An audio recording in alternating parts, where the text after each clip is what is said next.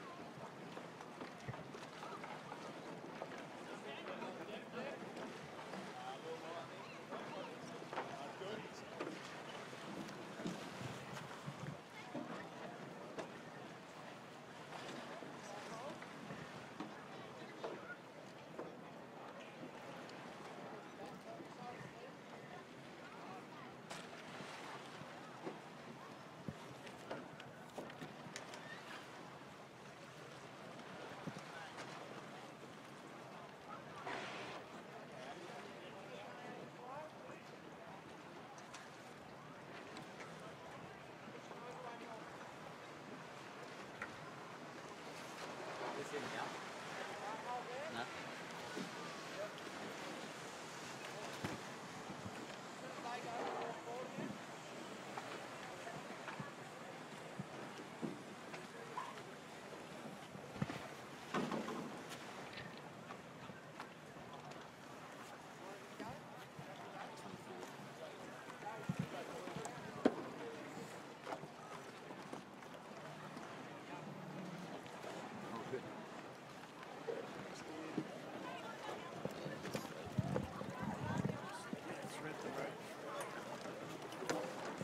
Hello. G'day.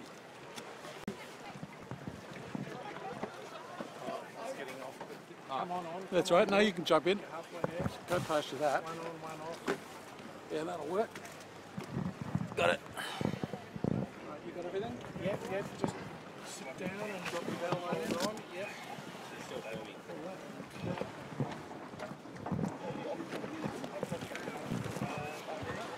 Okay, thanks, John. Thank you.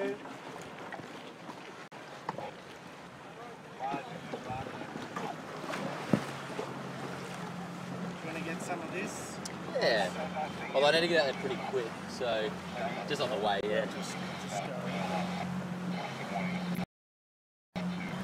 No worries, there's a duck coming in fast on the right, duck on the right, very fast. What's going on? very fast stuff. One of those sailing women. So I'm coming in fast. Hope you haven't got sound. No, that's And now, how do you get on? yeah, the camera cat? Yeah. I'm not sure. Where are you getting on to? Which side would you like to do? Probably this side.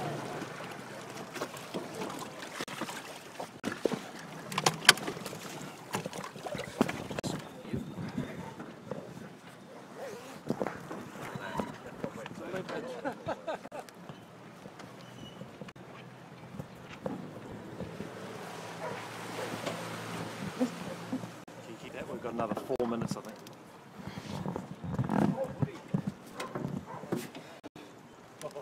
Jimmy, can you turn the boat round so that the camera is facing the...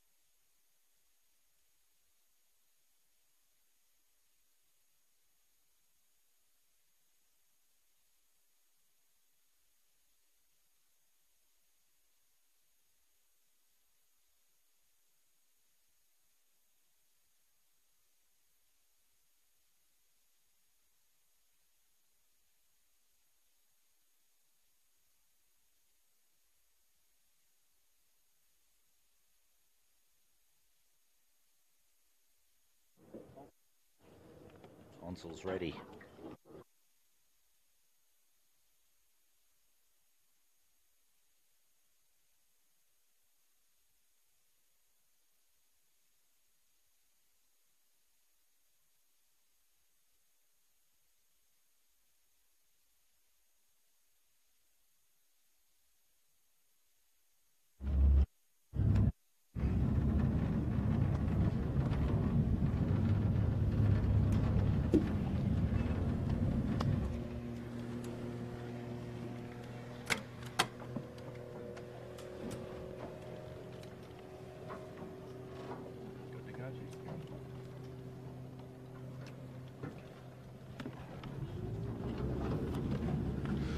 Welcome viewers, Sydney Harbour, the Camera Cat, Australian 18-foot Championship races 6 and 7. 10th of February 2019. A beautiful, sunny, sparkly day on the harbour. Joined in commentary today by Steve Quigley and James Bury, leading our technical team, Michael Chittenden. Boys, tests for the big rig today. It is, Bucko. It's looking a little bigger than the forecast. The model's had it all a little bit softer than it is currently appearing to be. So I'm expecting definitely for the first race it's going to be uprange. So that'll be a test for the new and old combinations. A couple of weeks out from the JJs, and perhaps it'll die a little bit for the second, but I think they're going to have a few challenges, not only with the large spectator fleet out here today because it's a glorious Sydney Harbour day, but also, you know, with just the amount of knots, Bucko. Yeah, it's interesting, isn't it? The models aren't handling whatever's happening on the east coast of Australia too well since a bit before Christmas. So Jimmy, and sorry Steve, but I'm just going to flick over to James. I mean, Jimmy, yesterday you're up at Manly, I know. The 16s didn't race, which is a bit unusual. Yeah, well, Bugger, as you said, the models have got it all over the place, but that little westerly front that was due through last night came through early, and the race committee decided before they got out on the race course, because they were all on big rig, to send them back to shore, which was a wise move, but then the breeze didn't settle in any given direction, and the boys had an early mark and didn't have to waste any money on the showers at the skiff club. But the bar takings were up. Bar takings were up, but I believe our other club down at St George with Mr Quigley, that they actually got out there and got a little bit wet. Can I say soft, Jimmy? Soft? Very soft. Mate, me and St George went out. 100% attendance. Me and the media boys on the out chasing the skiffs at Manly, we were out there, we were ready to go, but yeah, no, it's, I don't, like, we've got a lot of young crews coming through, and obviously all on big rig, like, don't really want to have a big pile of insurance claims going off to the insurance club, to the insurance company to start a Monday. So. Yeah. No, look, it was a great day down at St George. I mean, it wasn't a great day, it was a tough day. It was a fairly violent westerly, really, both in velocity and direction, but I got a call to sail with my daughter Izzy, and she dialed in sick, so I went through my Rolodex and managed to find that legend of the sport, Will Finlay, to come and crew for me on a 13-foot skiff. So we had a great day. Wilbur and Steve, it's only my daughter's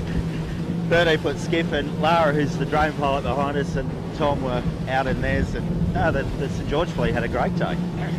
Yeah, well, that's what spooked, I think, the race committee at Manly, was they seen 29 knots at the airport, and we had less than 4 knots of breeze up in Manly, so I think they did the right thing and sent everyone back to the beach. And I think Manly Surf and Slide, which, you know, you'll see him out there today, Trent Barnabas sails on that. They were the last ones back to the beach, and they were literally carrying the boat up the beach as that 29 knots came in and hammered. It was a classic westerly. You know, it was anywhere between 5 and 25 knots. Yep, but it was, like, I thought it was like sailable once the front of it came through, but, you know, the breeze was swinging around so much, and being a club championship at Manly, I guess that's what happened. Yeah, no, but getting back to Bucko's point, the models haven't been that particularly accurate, with the greatest of respect, and today's another day, I think. So, not talking about the lipstick models, are you, Bucko? Negative. Interesting. I mean, it's you know, the temperature of the Australian continent is a bit on the high side, and the EAC off Sydney, as I think we mentioned last week, water temperature off Sydney 60 miles off where the deep water is, surface water temperature is 27, which that's reasonably serious. Quite strange that the cold spike in on the coast, so that the water at the beach is only about 21, 22, but the water offshore is 6 degrees high, and that's enough differential to do some serious things. Just looking at today, guys, it's a little cool because of the little trough that did press through overnight, but we would expect whilst out away from the channel the water's pretty smooth, but we'd expect to be a pretty decent amount of spectator wash and traffic in general today. And the committee has laid quite a long beat with the start down in Taylor Bay, where we are now on the camera cat. Yeah, they've definitely deferred to the western side of the course, Bucko, which isn't a bad thing on a day like today. It takes a little bit of the funk out of it when you get up to the top end. But actually, we're seeing a few soft spots here, so maybe the model boys did get it right. Well, we're in the land friction on the leeward side of the course here, so as you know, it does lift off pretty significantly, particularly in Taylor Bay here. I still think they've all made the right choice, though. You'd be pretty soft in my little rig. No, I think it's fantastic, and yeah, big. It's definitely big rig. I'd made that selection before I left home, in fact, Steve. But it is interesting, isn't it? And down the bottom here, we're right next to the committee boat. We've probably got 10, maybe 10. Yeah. But on the way down, we did see some little spiky bits that might have been 15, I would have said, yeah? Yeah, I totally agree. 15 was my number.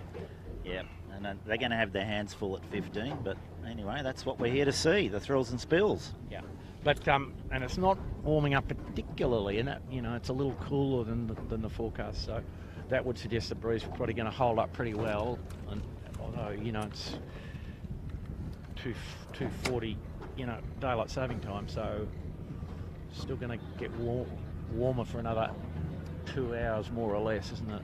Yeah. So we've got a 2-race day today, Bucko. Yeah, no, windward leeward, and I suspect he might just do 2 laps, yeah? So it's quite a long beat. We can't see the top mark from where we are, but he does actually have 3 up on the flags. He's got a 3 flag up. He's going to start with the 3, but he may go to a 2 later if he sees some signs of fatigue, I guess.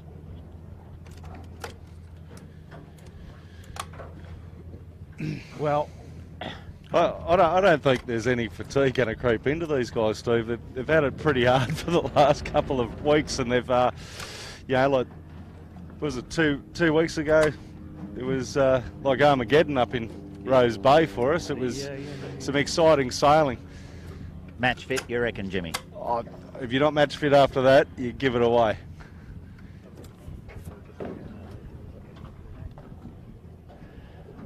Interesting. Yeah, so we're races 6 and 7. That's right. So we're essentially halfway through the series, with one the race, Australian Championships. One race taken away from lack of wind. But and the leading group, which is Winning, Smeg, Asco, Kitchen Maker, the top 4 as we sit here. And Bingley, I think. And Bingley, yeah, correct. The top 5. And Finport still a threat today. Well, Finport missed a day or 2, didn't they? Yeah, no, Okay. and so they're not in the top 5, but they're certainly still a top ranked contender. But we haven't seen the guys with the big rigs for a couple of weeks, so a fair bit of work going on in the fleet, as everybody would imagine. We always like the look of the winning group, but they've got a new crew lineup today for about the 5th time this year, so that's not too new. Not too new. But the return to the skiffs in the bow of the winning group, Dave Ewings, a very skilled and experienced bowman, and Lachlan Gilmore on the main sheet also has been on the boat a few times. So, no, that's just today, we think. Chit's asking the question about the lineup. Other professional yachting going on, which does tend to take some of the guys out who are paid a bit more to sail keelboats than they get for sailing 18-foot skiffs. So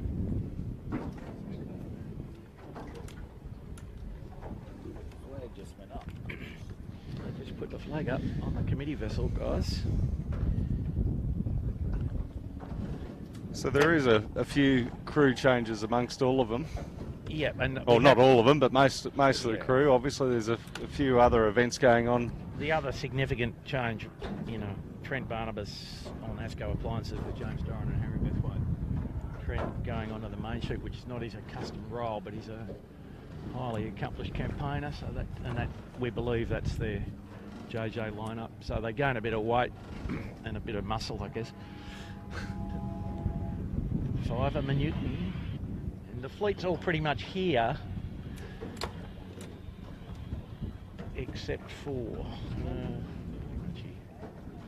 Now the Ilvies are going to be stretching the Friendship a little. And I haven't seen Keegan out here yet on the Finport. No, well, we did see Matt Stanner hop off a powerboat and run in there, but I think I did see him on the way out. Steve, he was on that powerboat going back out of Double Bay, so he obviously turned up and they said, no, we found someone better. They must be good. Yes,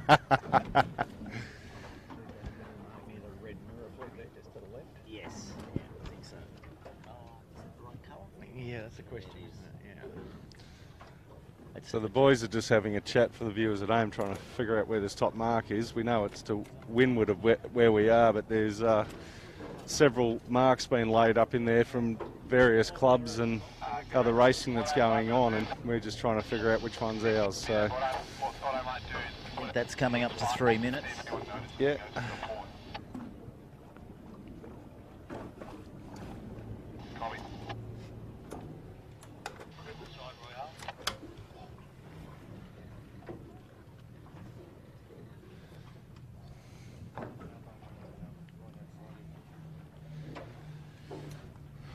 Do you think the breeze has dropped out here, guys? I think it's softened off quite a little bit. On the leeward edge, it's very soft now. But we see there's a good squirt coming down the bay. It's, as we mentioned, it does lift off here on the leeward shore pretty significantly. I think we're giving the credit back to the forecasters, Jimmy. Yeah, we're saying those models, may have been, those models are going quite well. I think that the timing's probably the issue, not the model. So. No, fair enough. All right, and the other thing I think today, the tide was fairly significant ebb, but kind of across the course. Yeah, just coming to 2 minutes on the committee boat here. So all the boats here on time except for Finport. Who's this? Is this Royal Oak Double Bay on the other side of Bradley's? Or is that the Rag? Oh no, the Rag's right here. Yeah, so that is the Royal Oak Double Bay running. Yeah, the Royal Oak running late. Everybody else just scrambling down a bit here. Smeg even pushing their luck a bit. Yeah. Steve, yeah. They need that reaching 0-1 to get down here, Steve. Yeah, well, yeah, no, look, Aaron pushing the Friendship a little bit there. He might just make it, and just behind him, Finport's come around the headland as well. So they're both most likely going to be a little late, unless, of course, we have a general recall coming up to 1 minute. 1 minute now. Pins all the way up here. Yeah. Yep, so the committee's laid a pretty nice long line. Nobody making great amount of use, maybe looking like they're attempting to go to leeward end, because the breeze here, and we're at the committee boat end, the breeze here is in the right at the present time.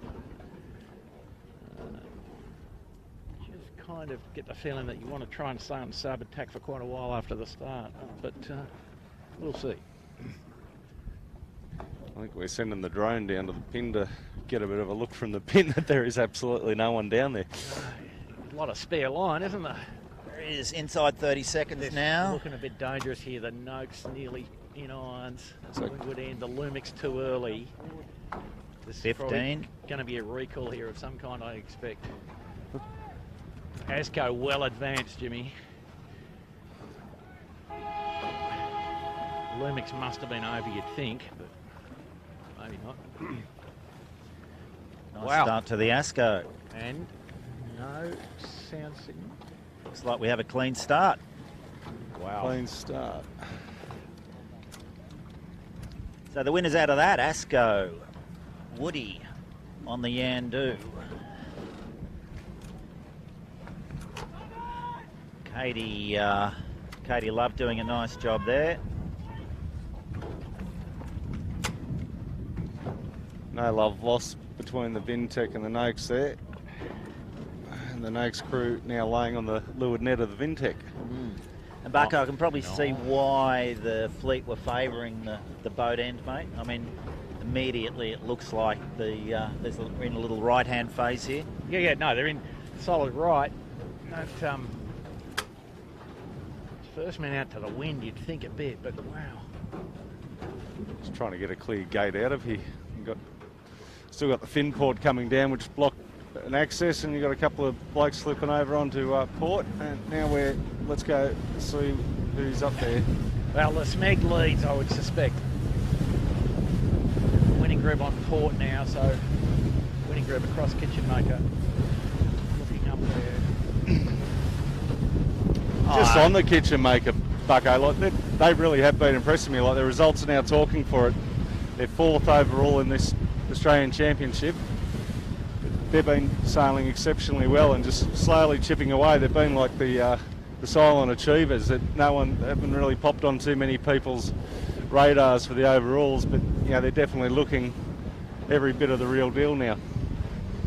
Yeah, they've still had some reliability issues, and they've been on the riding lever a few times. But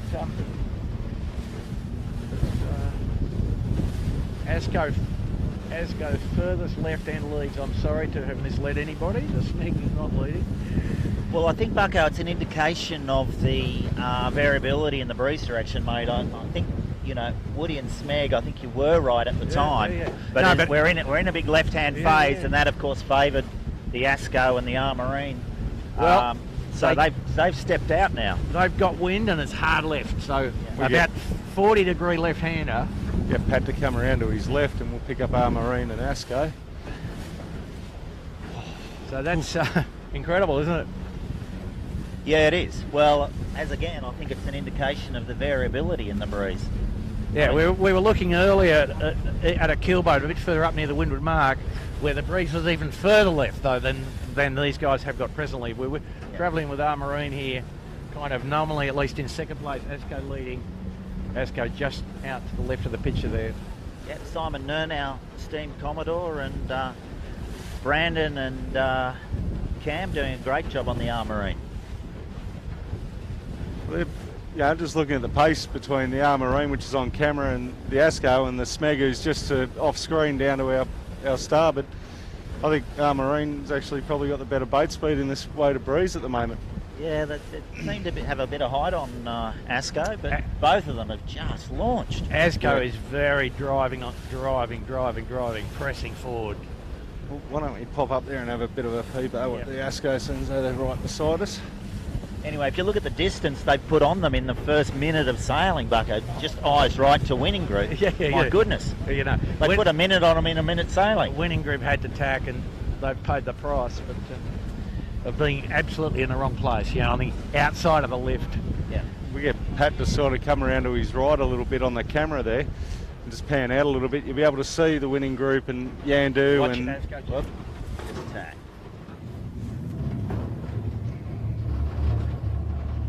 Tack. Camera cat in hard reverse. I don't know why they tacked. They've got no wind. Go to the next puff, but anyway, they've got out of it just. Yeah, Armarine's just hit a hole there, and I think that's why they tacked, and I think they see more value in the left, Bucko. Yeah, I just seen the world's biggest smile on Trent Barnabas just looking back at Armarine with a big giggle, so I think they seen that hole before Armarine did. They just joined the dots together a bit, yeah, indeed. The thing that Armarine went into was sort of a very big pothole caused by, the wind shadow effectively of Shark Island. Yeah. Now we just saw the Rag and Famish on screen there, crossing behind the Asco. Now just out of screen, but I'd put them in second place now. Well, where were they at the start? Yeah, I didn't see them at the start. They were sort of mid-line. Possibly. And we'll leave Asco to go out there on the left by himself, and we'll get back over here with the pack, I think, and sort of follow the Rag that's tacking. We'll just sort of sit still for a sec while they go past us, give us an opening, and we'll go over and have a look at the Smeg winning Marine battle over there. Wow, so it's going to be a day when just joining the bits of wind together is going to be an important skill set, yeah? It's worse than a westerly, isn't it? It looks almost worse than a westerly, exactly. I was about to make the same observation, Jimmy. It's almost worse than yesterday. For those people at home that don't know, sailing in a westerly, 1 minute you're on the hero moment, we picked every shift and everything all comes really good for you, and then you turn around, the people that you thought you'd put 5 minutes on, they're now leading you by 5 minutes. It's just one of those sorts of breezes that really is I don't know, not a deal breaker, but it's definitely a crew breaker. The turbulent boundary layer, Jimmy. Is that the hydrodynamic term, Bucko? That's the aero term. Yeah. Impressive, son. Wow, look at this. That young guy up the bow on the winning appliances. Yep. It's Dave Ewing's just slightly over his original racing weight, I'd suggest, but he's I think it's the wings are smaller. looking like he's enjoying it. Now, I noticed the big fella in the park with the spanners in his hand this morning, Bucko. So no, all good. I think that she's looking a bit flatter today and a bit.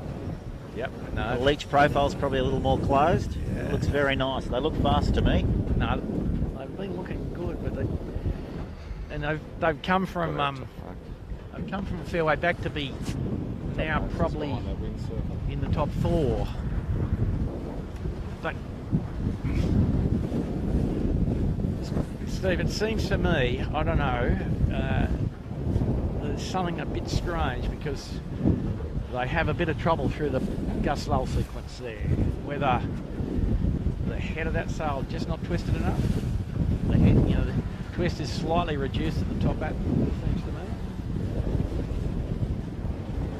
me. Yeah, and the jibs are pretty bloody deep in my estimation, but and ending up with a bit too much main upwash, Get Pat to come around to his left on the camera bang the just jib in. quickly. Pick up the Smeg Asco cross right there. That's it, Pat. Smeg crossing the Asco, so that early little flip out wasn't very good for the Asco. So But the winning group leads, James. winning group leads now. Amazing, But then look who's up inside them, the kitchen maker. Yeah, I don't think they're leading. They're pretty soft stuff, but they've staged a remarkable comeback. There's a few guys gone the other side of the island, I've noticed, led by John Winning Senior. Yeah. So it could be winning v winning at the top mark, depending on what happens on the. Good discussion around the Sunday race tonight. What do you reckon?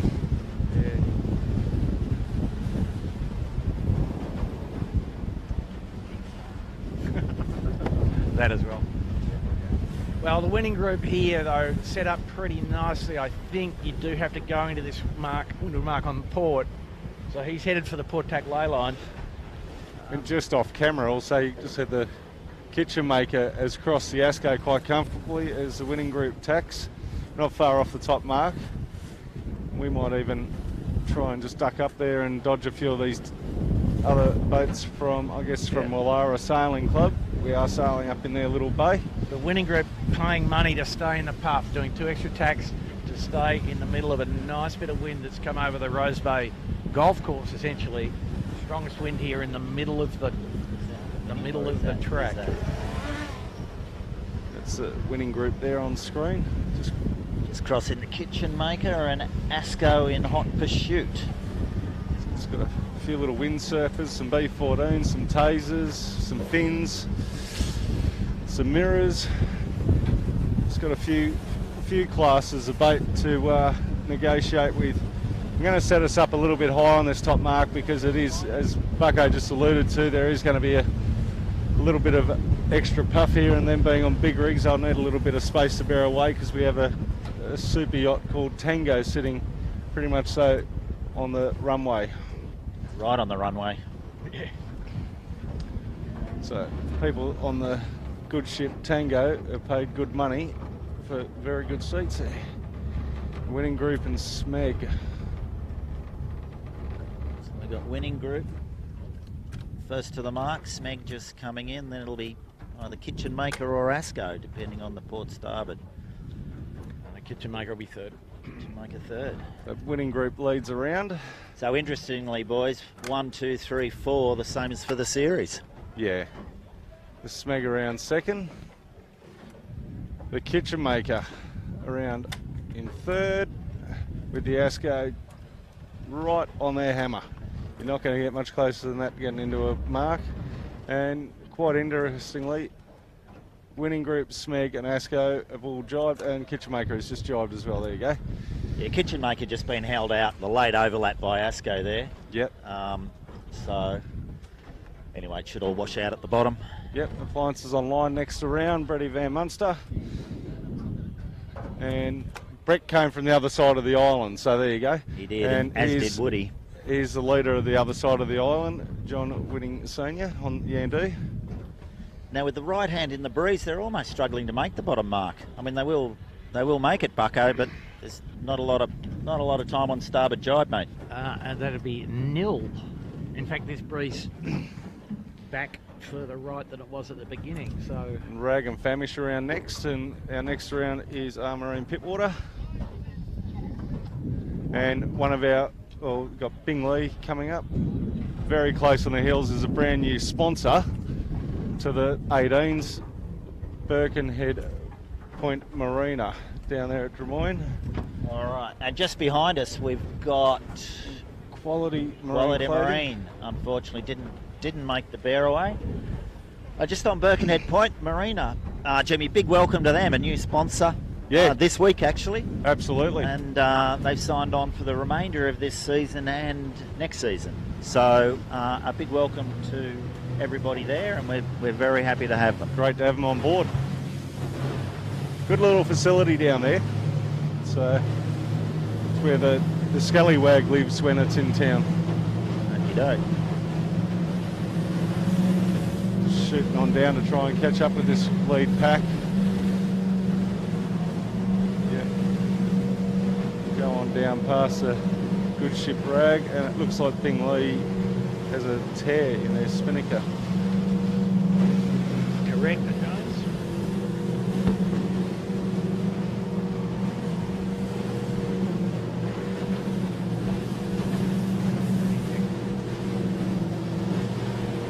So what you call for the places here, Bucko?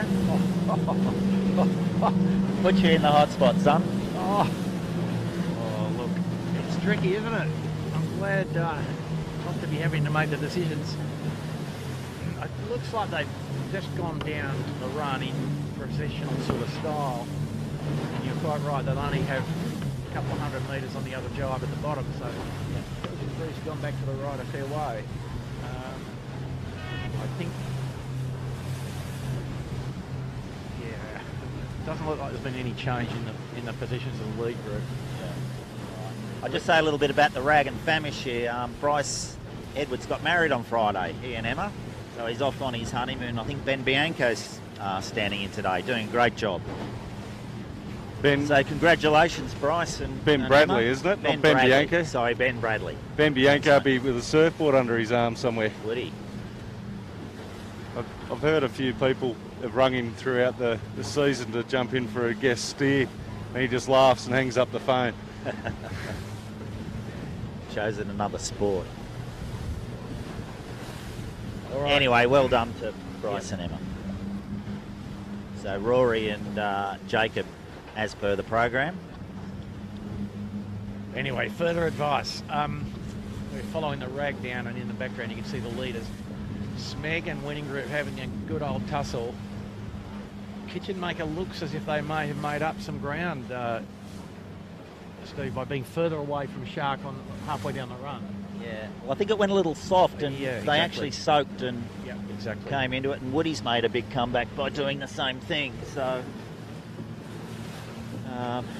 anyway, there's quite a bit of golf to play to get to the bottom mark yet. Asco looking like they're on the lay line though. Asco, and sorry, not on screen, guys, but Three lapper, right?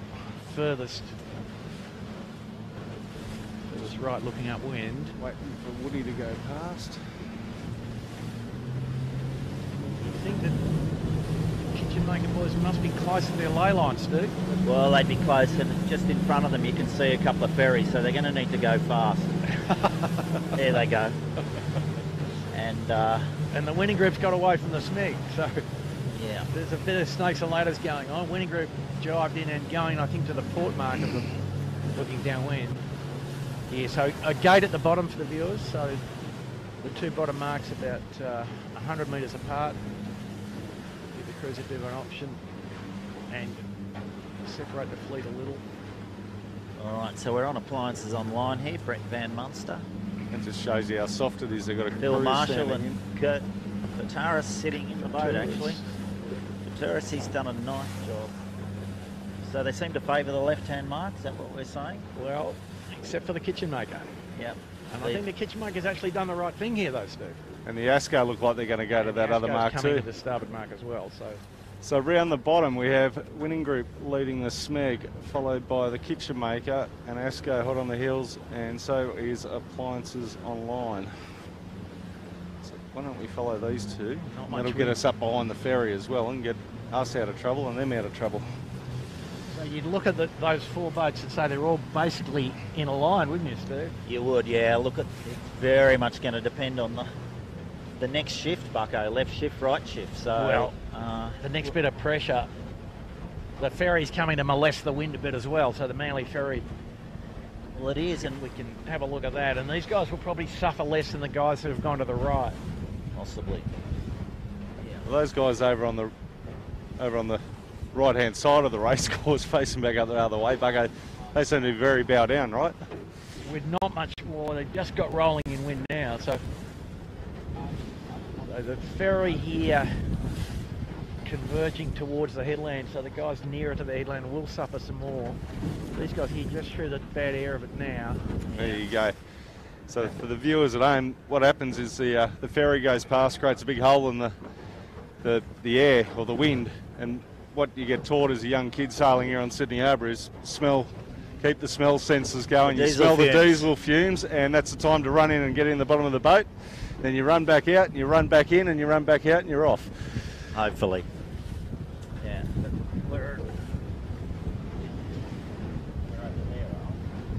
We're up in the air on these two, and Kitchenmaker just tacking. Wow.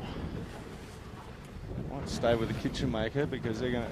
And Asco has just sailed off into a little hole, but a hole and a big lefty as Yeah. well.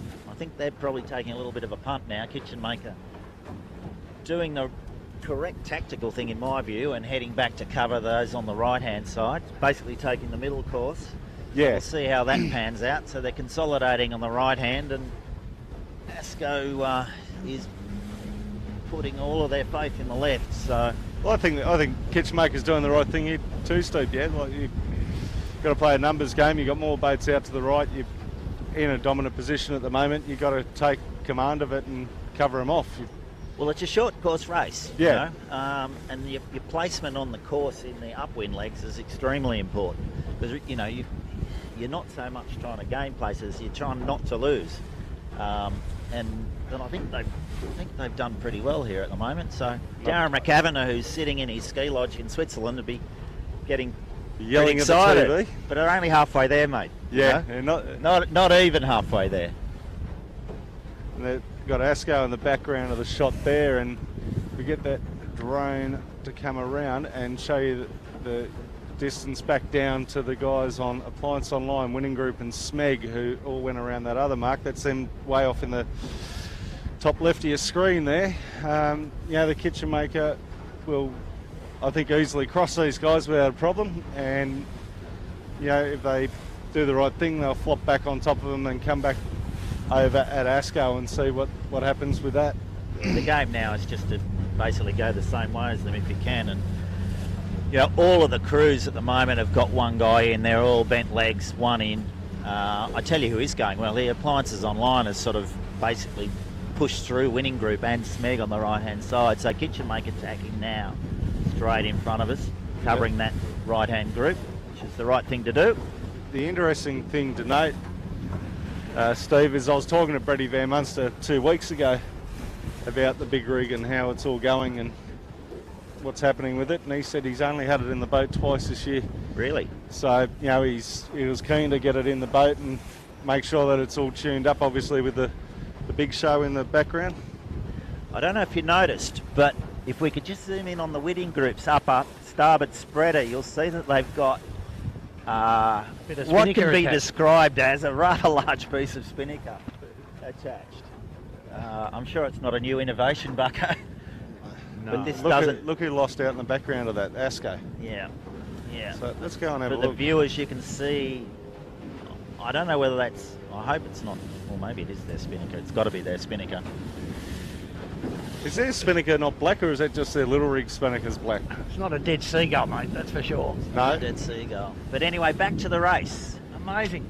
So Asco has dusted 4 places and about 250 metres. And our new 200 metres leader anyway. for Darren is the kitchen maker. Yep. Just hitting a hole. Commentator's curse, Jimmy. I am renowned for that, Steve. I promise you. Like, if you want the mocker put on anyone, get me to mention them. And we're just on Smeg here, just seeing Mikey in the bottom of the boat there, just showing you how light it is and how finicky these boats are. Like, Ricky wouldn't be using that main sheet an inch while you got Mikey in the boat. You want to get that crew weight out of the boat to get the boat going. And, you know, sort of there in the background of the shot, you see Winning Group have got all three on the wire, but you know, looking pretty comfortable. But as Steve alluded to, that bit of spinnaker stuck up there at their first spreader. It's not going to help their long-term prospects. No. No. It's sad, really, because they're sailing very well. Sailing They look exceptionally well. They look powered up and fast. I think they're certainly the form boat for speed at the moment, in my view. Yeah, well, the kitchen maker's been out doing a little bit of midweek tuning up and training as well. You know, so is the ASCO and the Smeg and Armourine Pitwater, I think, came out one day as well, which is good to see. And, you know, like, obviously the rewards are speaking for himself. As you can see, the kitchen maker leading this race. By how far do you think, Bucko? 80 metres, something like that. I can see where Winning Group's going now. They're going out to the right where the wind is now. The wind's lifted off here on the left edge. Yeah, kitchen maker have just tacked to match them to head over to the right. Yeah. So we're very soft here on the left. Appliances online and Smeg just in front of us. And, you know, they've got not even one on wire. So it's going to be extremely tricky for the rest of this race, Bucko. And for the whole of the next race. Well, the next race is the next race. We've got to get this one over and done with first, and it's far from over. Headache material here. Yeah, absolutely. And these guys and Winning Group on the right edge here just got into the good pressure. We're with appliances here. And Look how soft they are here, Bucko. Yeah, but they're looking upwind and going, yeah, it's coming, but wow. There's a lefty coming. I mean, we can see it in to the left of appliances online that may stand them in good stead in the next couple of minutes, but they're looking pretty horrible at the moment. And that's a big rig too. That's a big Mosel, isn't it, Steve? Out of the, you know, it's got a bigger square top than kitchen maker, for example. Breeze just coming on to appliances online now, and I think full pressure here now. Here we go. They're off and away, and it's a great angle for them too at this stage. So, but kitchen maker around their bow in front of them, so. Just so the viewers at home know, that's not us pushing the appliances online on the screen. That is just our highly skilled driver. That's the appliances online actually sailing along, and we're right up behind them to make sure we try and get you every angle we can possibly get you. And in the background of that shot, at the top of your screen there, you can see the kitchen maker is just extended by just doing that smart thing of staying in breeze, right? Just pressure. Don't worry about the angle too much. Stay in the wind. But Winning Group probably still second. Pressure pretty good on the whole right-hand edge. Appliances in the biggest puff at the moment, as you can see. Mosel, a bit of inversion. And that's amazing, you know, in 100 metres they've gone from having not enough wind to have anybody on the wire to, you know, 12, 13 knots of wind. Yeah, and kitchen maker just absolutely hit the brick wall there. They've got Tom out to leeward, and they're 30 degrees low, and Smeg and appliances online probably leading. Yeah, I think this is a bit of permanent rotation here. It hasn't got warmer yet, but I reckon we'll see the air get warmer here now and the breeze rotate further left on average. Yeah, well, that's a tough break for the kitchen maker. They've got to keep their eyes out of the boat and look left, see what's happening above them. Well, they found some wind, but they would have halved their lead. I think they're probably third. But anyway, it just shows how fast it can all happen. But look, they're obviously, hopefully they can see something over there on the right. Yeah. And the breeze will rotate back. In fact, it's just starting to do that now as we speak.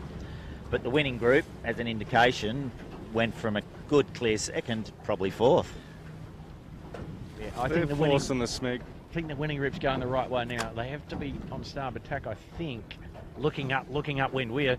we're dead downwind of the mark with appliances online, Smeg and Winning Group very close to us. And you see the more pressure appears to be now on the left edge. I think Kitchen Maker will still lead, Steve. That's a big call. I've got my Kitchen Maker shirt on. Yeah, I know. And I'm unashamedly biased, as you also know. Yeah, no, fair call. So I hope you're right. Well, but I'm not so sure. Appliances had to duck those other guys just. Kitchen Makers crossed Appliances. Coming back on a massive knock. Yeah, but everybody's on a knock. I mean, look at Smeg and Winning Group sailing north, you know, not north, certainly without any great angle. And the pressure is here now where we are on the camera boat with Appliances Online and Kitchen Maker. So they might preserve their position. It's a long way left though, you're quite right about that. Yeah. My money's on Munster. On the AOL. He's come out to this right-hand side. He's got more knots than anyone else. He's coming back on starboard. He's on the Great Circle route though, mate, isn't he? Well, yes and no. He just put the blinkers on and went straight, didn't he? Again, Kitchen Maker, let's give them credit for their tactical sailing, going back, covering the mob on the left, just making sure they've got them at the mark. So good on them for doing that. Good course placement again. You'd think Appliances are on the low line, wouldn't you? They may have overcooked it there. He's overstood. Yep. Oh well.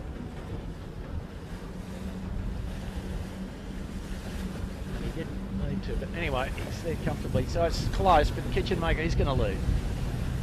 They across and through. Yeah. He's going to force Winning Group to go. He's going to force Kitchen Maker to go. So Kitchen Maker is still our leader. Now they will do a bear away, surely, Steve. Looking at that. Not a very good tack at the mark. No, it's all. Be interesting to see what comes out of that bag on the Winning Group with that bit of spinnaker cloth stuck up the rig, right? Will be interesting. But look at that bucko. No, it's a bear away set. And they're pointing it at the mark almost. I don't know what's going on there, but it is what it is. Well, that adds up to That's what a big the lefty. Appliances Online came up in. They're almost on the opposite jibe, going the same direction as last time. Yeah. All right, let's have a look at the Winning Group spinnaker. Yeah. Yeah. So we've got Kitchen Maker, Winning Group, perhaps impaired by a broken spinnaker, AOL and Smeg in an extremely close race here. Now, is that going to survive? The old Sailmaker, come on, give us your verdict. I'll get down there, Bucko. You can have a real good look. No, And you've got Appliances Online and Smeg having a real good battle here. I think it will survive, just. Won't survive another rush drop, though. Well, you're optimistic. You've got a lot of faith in that leech tape. Well, these guys, you know, they both don't sail downwind. They're only sailing with 5 knots of apparent. Not like a keelboat, mate. Okay. If it was a keelboat, About your greater wisdom. if it was a keelboat, it'd tear straight in half. You I'm know. far from a Sailmaker, mate. You know that. Oh, it's a new shoot, I think. The test streams are pretty good in the first year. Anyway, they'll keep sailing until it tears in half. You know that. So. And I tell you what, I mean, Munster and Smeg are engaging their own private little battle there, and it is absolutely played into the Winning Group in Kitchen Maker's hands. I mean, Smeg doing circles up there. Yep. Doing the honourable thing. I think they did foul, my humble opinion.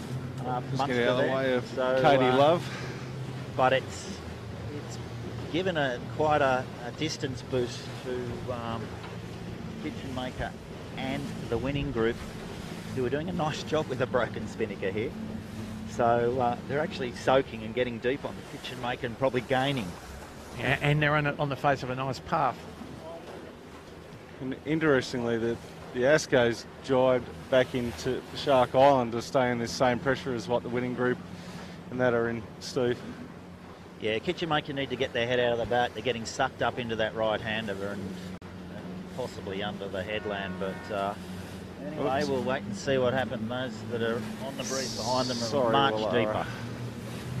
Just as I go through the start line of Willara Sailing Club. It's amazing, actually, that how little performance deficit they've got with this spinnaker. They're actually gaining. They're passing the Kitchen Maker here. Might be onto something. I knew that a boat was going to get to there. Well, I mean, Steve, as you know, these are only partially unstalled sails, and the back end there doesn't do much. It's sort of there to support the front end, really. So, Well, it's probably a good lesson to everyone, isn't it? You know, I don't have a new spinnaker, I don't have the greatest, and these guys are smoking. yeah, exactly. You know, 90% of the forward force comes from the first 25% of the sail. The rest is pretty nominal. And in English, bucko, what does that mean? Well, Don't need the back end. the back end's just there. You know, that's the estimate.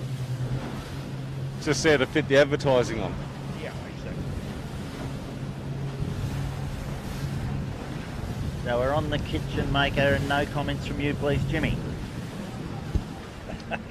I'll stay out of that boat conversation. So Tom, Lachlan and Jordan looking a little anxious, but that's okay. They're keeping their option, looking behind them and keeping their options open, looking for the breeze. They're doing the long leg first, bucko. Yeah, I tell you, he's made some yards at Asco. Yeah, Asco's made some good yards down on the lower end, but it's a snakes and ladders day, isn't it? Look at the distance Mostly snakes, mate. It back is. to ARL now. And anacondas and rattlers. As I put out before, it's not about gaining places, it's about not losing a lot. So Now, the Smeg's done a very compelling case for staying clean. yeah. Smeg back all the way into, it's probably 6th, I think, or 7th. Penalty turns, and Finport's caught them from a late start. Yeah, all good lessons with the JJ coming up. Fresh reminders. Wow, and this I think the Asco's low on these marks, boys. he'll get there, Jimmy. You have no concern, but the permanent rotation is semi-permanent at least, yeah? So the marks are to leeward. Kitchen maker just getting a massive left hand. So the breeze is really rotating left. Yeah. To the extent where might even have close to a one-leg work for the last one.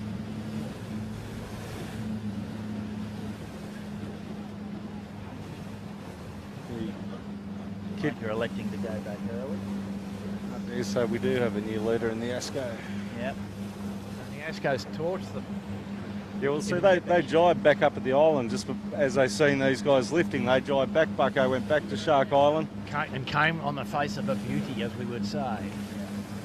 It's going to be tight, though, between the Asco and the kitchen maker, I think, here. Obviously with the gate, depending on which one they both go to. Well, it's a gust-to-gust proposition now, isn't it? Well, I mean, for the viewers, these boats, you know, they go downwind sometimes faster than the puffs go downwind. So if you get on the face of a good bit of wind, it can stay more or less with you for the entire run if you handle it skillfully. And so it's not the case that you and equally, you know, if you are in a lull, you might spend quite a lot of time in the lull because you're going downwind at the, you know, at the speed of the lull.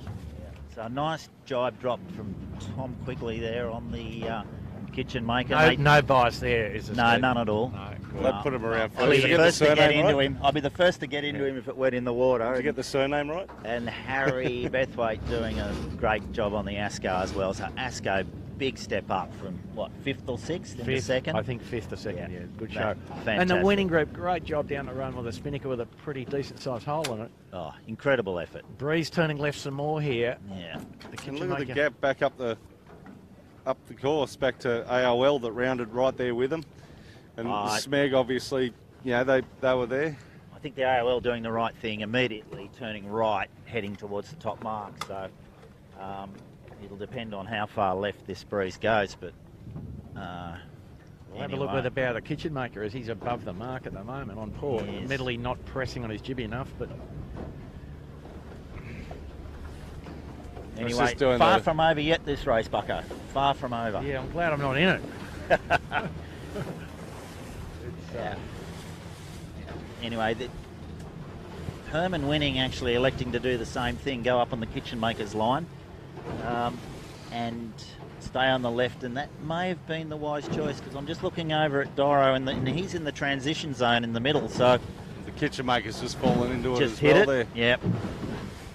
Sorry for the viewers at home if we're going up and down, up and down. It's the lovely powerboat come home moment on Sydney Harbour.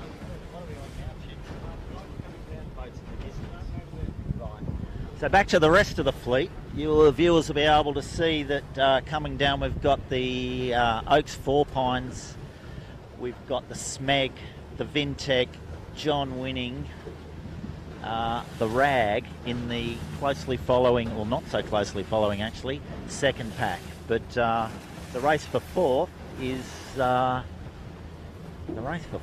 actually pretty close, Bucko. It's amazing what happened on that run in totality. Finfoot might get there on this bit of puff. You guys want to drop back there and have a look at the fourth? We'll hold here, we're on the middle.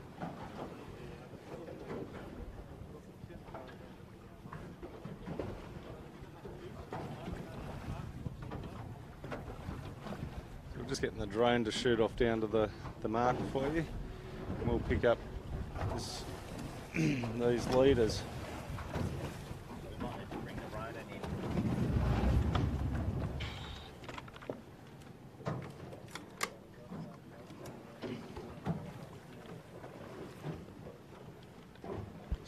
Okay, so back to the leading pack. We've got two distinct schools of thought here, Jimmy and Bucko. We've got Kitchen Maker on the hard left, we've got ASCO on the hard right, and we've got the winning group in the middle.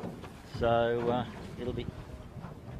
And Royal Oak going around, there's a bit of carnage going on down there, a bit of kung fu, everyone getting to that bottom mark all at the same time. Finport in fifth, I think. Yeah. Oh,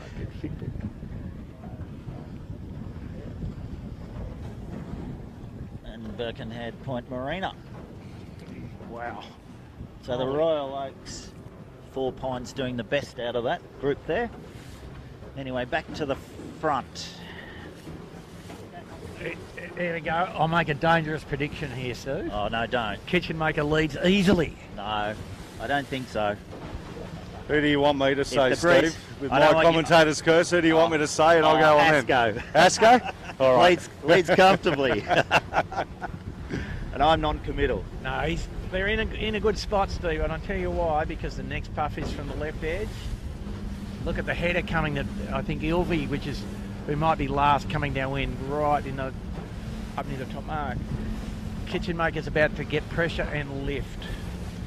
As we speak, that's exactly what's happened. I'll tell you who's going to have a hell of a time is going to be Dougie to try and get some sort of direction in for this next race, yeah? Would be tough. Maybe will have settled down a little bit by then.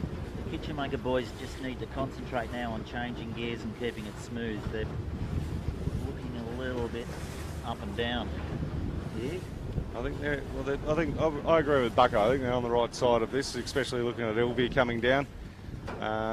Just having one of the Macca 38s bail out behind us. Or hopefully behind us. Let's see if we can get a look at his lip from the leeward edge here. Yeah, I've got a black boat with yellow stripes down the side of it. Very well known as Easy Tiger. Mr. Chris Way. That wants to take paint off the side of the camera cat for us. Guess what, boys? It's close. ASCO leads. I think Jimmy and Bucko were right. ASCO does lead. Which goes to my point. It's extremely variable, you know, and you're only as good as your last gust. So, And you'll see ASCO flash in the background here on this shot, That's guys. close, there you isn't go. it? Wow. So it's still got one hell of a race on our hands, either which way. Yeah. A little duck from the Kitchen Maker, in fact, to get behind ASCO. So but for the viewers, they're, you know, on the gaining lead to the mark, they're almost pointing at it, but not quite. Yeah. So ASCO off screen now, tack to come back to them. now, Steve, So we've got a two-boat drag race here, Bucko. you've got some interest in the Kitchen Maker, I know. Yep. I'd be taking the jib straight back to the maker and asking for a, diet program, mate. Yeah, they are big. They're big. We've been working with Coco on that and putting stiffer bottom battens in, and I think their mould shape this year is a lot deeper than it has been. But anyway, there's more discussion to be had there. And that's the race for first there on the screen, guys. We've got the Kitchen Maker and ASCO. And I don't think the Kitchen Maker can tack. Well, they can, because they'll tack onto starboard and have rights, but That's how close it is. And they're just going into a lull, and then there's a big left-hand lifted bit of air. Wow. How about that windage there? What do you, the windage on the back of the head? Oh, the haircut. Yeah. No comment. Ask his mother about it. Oh, she'd say worse things. Just give him Anyway. a couple of beers and a pair of scissors laying around at home, Steve. Might have to get you in to perform that one, mate. I did it to a young guy by the name of Pat Hanlon from Queensland. He sailed the RW 16-foot skiff. I think he might have been on the 13-foot skiff back in the day. And he went home with a different haircut than what he came down with. Oh, well. Anyway, away from the sailors' personal choices and back to the race, the kitchen maker has actually stepped out a boat length or so on the Asco, which is good. So that big fat jib's not doing them too much harm, Bucko. Well, it's not doing them too much harm when it's 8 knots, but it's certainly not doing them any good when it's 11, is it? I'll take your point. Just noticed they both ran into a header there. They both did. Makes advantage kitchen maker. Yeah, you'd imagine that they both just stand on here. Asco just going to have to be patient, I think, because dangerous to go hard left. They've got to stay in the middle a bit to some degree. That's, you know, looking upwind, that's where the wind is aligned with the mark here, but further left it can be pretty risky. Well, the kitchen maker again being mindful of their strategy. I mean, winning group are probably not in touch at the moment. They're another 100 metres behind. They've really just got to go to the lay now, don't they, Bucko, and sort of follow the Asco to the top from in front. I wouldn't be as relaxed as saying go to the lay, be saying tack in the puff, yeah? Okay, yep. Which they need to do soon, I reckon. Yeah. Join the dots up to the next puff, which is Yeah. on the further left now, so. Yep.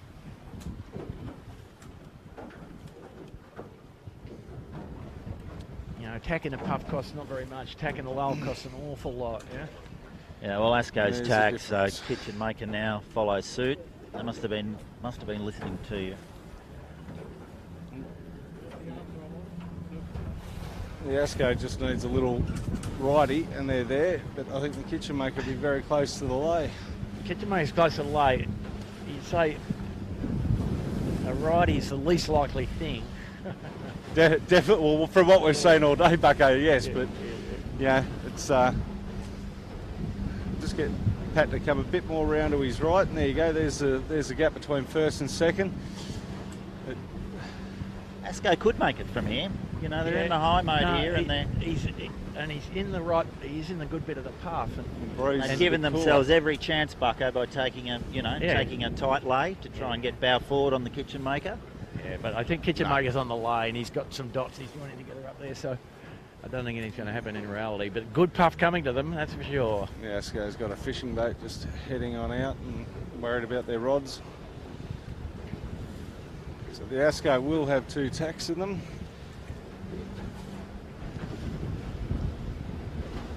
So what do you do here, Bucko? Set, jibe set. I'd do a bear away. Bear Looking away. at the wind that they've got at the moment, but whatever they're set up to do, really, I think is the correct answer, isn't it? The boys have just got to stay calm on the kitchen maker, you know, they're more than capable of doing it, they've just got to stay calm. Yeah, pretty tricky downwind coming though, as we've seen. So kitchen maker leads. Asco closely follows behind, they've still got a tack to do. They're doing a windward set. Conservative windward set. Yeah, bear away. So that's all right. That's what the wind's telling them to do, and they're on the face of a good puff, so they should be able to sort of maintain their margin here. The Asco doing something strange, deep. Wow. I think the MO going around those, you've got to go deep. Yeah. Get the tip of the mast over the top. Yep. And so the spinnaker doesn't get sucked into the spreader, so they actually did the right thing there. Don't know what. Just looked hair raising, mate. But Asco doing a tactical jibe off now. Kitchen maker matching. Kitchen maker on the face of the puff, they'll be fine, I think, here. Just ask the technical. Chits, are we wanting to stay on the Asco kitchen maker battle for now. I know Darren will be sitting at home yelling. Darren will be sitting there yelling at the box saying, yes, please. And winning group's just coming around the mark now. So the winning group just around now, and next is Four Pines Double Bay, another 50 or 80 metres behind, followed by Finport. And who's next, boys? Over the other side of the island. Daylight. Daylight. Look over the other side of the island, Steve. Noadston Smeg. So the race really at the moment is for 1 and 2, Kitchen Maker and Asco. We're going to have a ding-dong battle to the bottom. And the last time down to the finish. Just getting myself in amongst this spin fleet.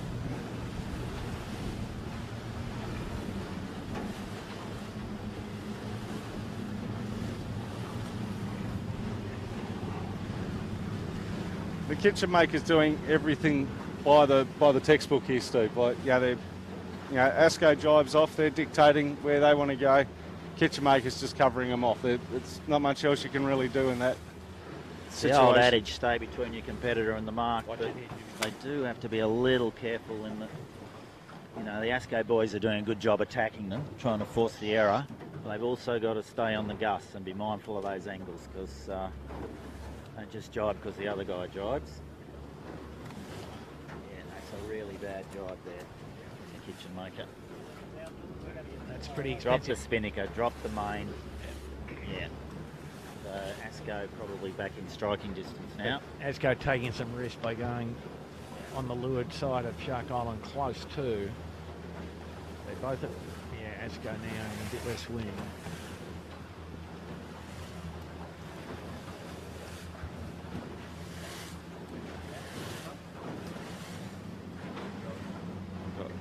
Where are we? There we are, the kitchen maker. So Darren McCavanagh is watching, just leave the fingernails alone for 5 minutes. It definitely is a nervous run here to ultimately the finish, right? Yeah, big gain to the Asco there. They've rolled over the top in a gust and now going to come back and attack them on starboard. So just say that the kitchen maker got a little let down there. yeah. They've got to jibe back. They just seem a little bit rushed with their manoeuvres there, Steve, on the kitchen maker, like, just jumping in the boat and things like that. Just got to try and relax, I guess. They do, yeah. Well, I think the Asco's in front now. So good job to them. Bit of experience. They're definitely through, but it's far from over. We've got a fantastic boat race on our hands. Kitchen maker maybe just rolling them back, getting the lead back again. So it's a gust-to-gust proposition, as I said. Look who's come back into it. But it's far from over, and here comes the winnings. They've gone from 300 or 400 metres behind to 50 metres behind. And while these guys are playing, it's, the jibes are pretty expensive. They've just done about 6 or 5 jibes. Yeah, they have. And will the winning group do what the Asco did to everyone last time, where these two just get caught up with themselves and silent killer comes around the outside on the winning group here? Buffalo Girls. Around the outside. Quite good pressure. Well, I don't know. If you think about what happened upwind, and you think about, lifting shore, knocking shore, you'd favour this left side, wouldn't you, Bucko, for the breeze to head that way? It's been heading left all day. Yeah, but I'm not saying the winning group won't win, but if you had to pick a side,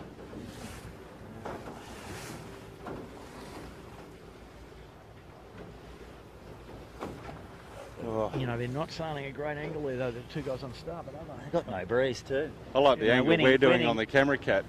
Winning groups in 3 or 4 more knots. They've got two really outstretched, and the Asco and the kitchen maker have barely got 2 strings. So, but it's not what happens now, it's what's going to happen in the next minute and a half. But, and The winning group lifting up down there, so won't be long until they probably jibe. the winning group must be on the ley line to the finish by now. They're jibing now. Yeah, and the kitchen maker and Asco just getting a little left-hand puff there, so that might get them out of jail. I think the winning group's back in front. Steve, looking at that, have a look. He's fully pressed to get to the committee boat. I don't think you're wrong, but if you cast your eyes to the right, there's also a nice little left pressure line over there. So. Where have we got the finish? Oh, the finish Depends pin's where all the the way pin up. is. Like the pin's all the way off the point. Oh yeah, no, kitchen. Right. Yeah, they've got a great header. They've got a little rescue puff. Yeah. But we're just sitting there in the middle, deciding which way we go. Like the football reporter. I think the overriding left shift has come into play, and the winning probably out of touch now. Well, they went too far. They could have jibed 100 metres earlier. Had they gone down the middle? Yeah, I'm with you. a little bit. Yeah. Anyway, here we are. But both ASCO and the kitchen making full extent of the extremely long start-finish line there, Bucko. No, it's very, very, very nice. Kitchen maker, what are they doing? What are they doing? I just ran out of wind. Just velocity header. Surely not. Yep, absolutely. Goodness me, Darren. Kitchen maker home for first. ASCO closely second. That was close in the end. Commentator's curse almost got them. How's the ticker, Steve? Oh, mate, it's good. It's good. Look, I'm very proud of the boys. I think that's their first win together as a team this year. So, I think they played it very well. I'm a proud parent, obviously, and manager of the team. But I think that they, looking at it clinically, Bucko, feel free to give them some criticism. I thought they sailed the smart race. Pat to come around to his left, come around to your left, Pat, and pick up the winning group. The winning group scrambling into third, which is a pretty good effort with a half up, 2/3 of a spinnaker. I mean, Steve, just watching them sail, tactically they sailed very well. I just think technically they do spend a lot of time inside the jib going upwind, Yeah. And there's a bunch of, possible Who's going to be fourth here, guys? Noakes or Finport? Finport, all the way down here. Keegan with his top batten still yet to be popped. Wouldn't happen if Matty Stenner was on board, would it? He'd be, Matty would be, nah, I've got to pop that. But I think the Royal Oak Double Bay might get home for fourth there, looking at that. Right up at the pin. So we got Charlie, Keegan, and what was the other one? Rory Hunter. Rory Hunter. So, Rory, you better look up, mate. Opposite to down, Keegan. Do that. Pretty hard with the shoot in that far, but he got it. He got it. Keegan just telling us that he should have done this, got to the start on time. Well, he got there and just beat Noakes at the other end of the line. Well done to Noakes. Like Sean had a couple of bad luck situations in the last couple of weeks, and that's be good for his soul, but nothing takes it away from the boys on the kitchen maker. They sailed absolutely brilliant there to hang on. Yeah, all right, we're just getting told off our director while we're waiting on the rest of the fleet that's to come down. We'll go over and have a quick little chit chat to the boys on the kitchen maker. So. Bucko should do it.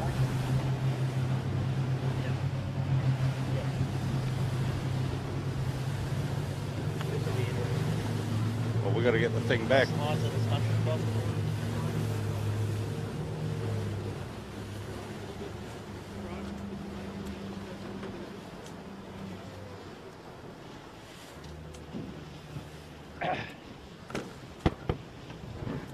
Well done, boys. Great job.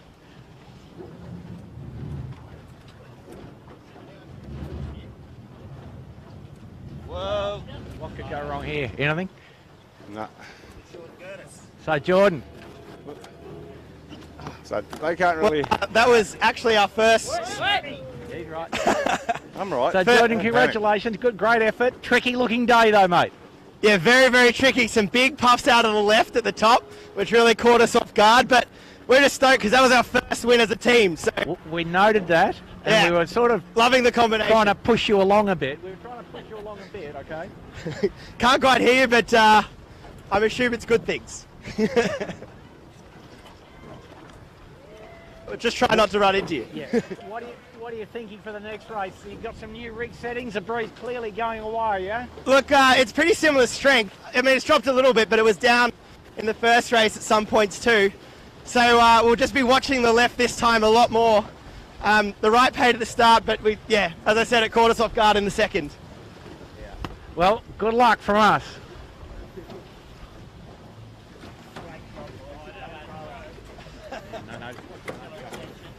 Well done. Good job. Wow.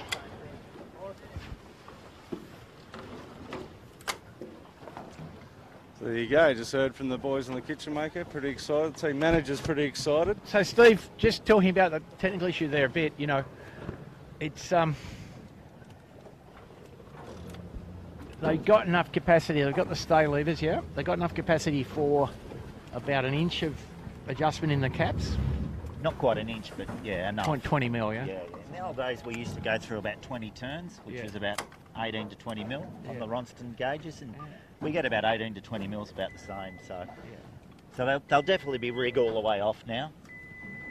Just the button on the left on the bottom. No, 3 across.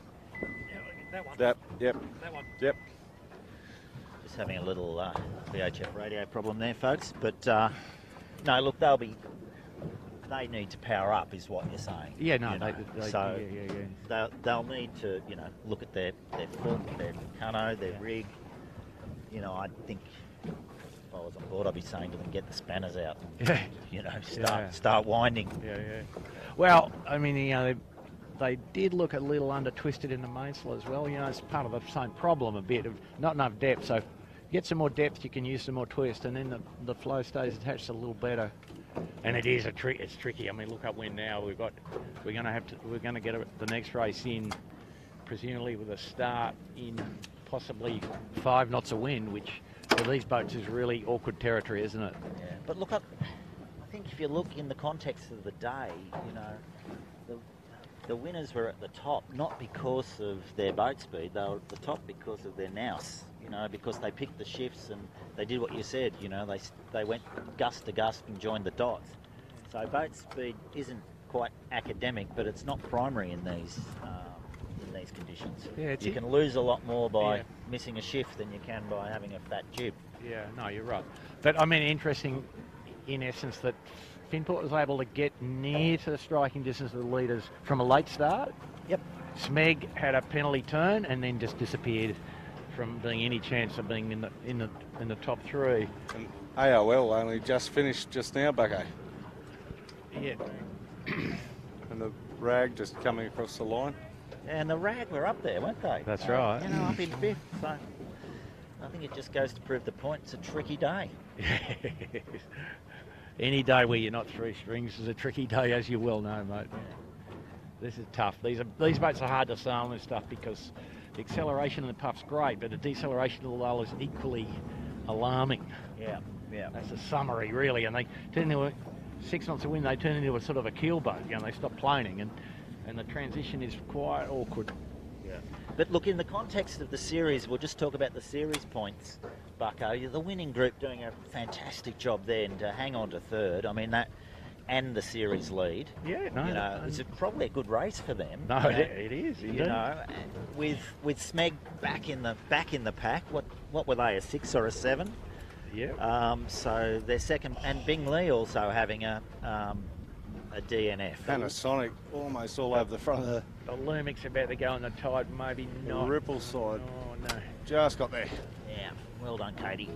So anyway, in the context of the points, Kitchen Maker stepping up a couple. Smeg going back a couple of points, Bingley going back a couple.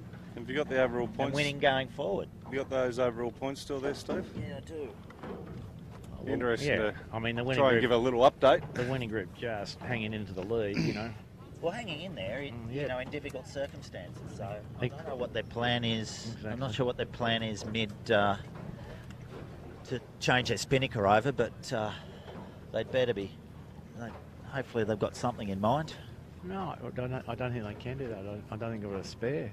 Would you get that bit of cloth out of the spreader though, Bucko, or just to get it out of your mind, out of your sight?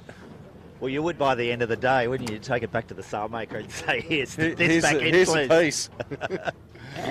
It's only the thread I need to be charged for. And no prizes for guessing what it got caught on, is there? No. Got caught in the V between the diagonal and the... Yes.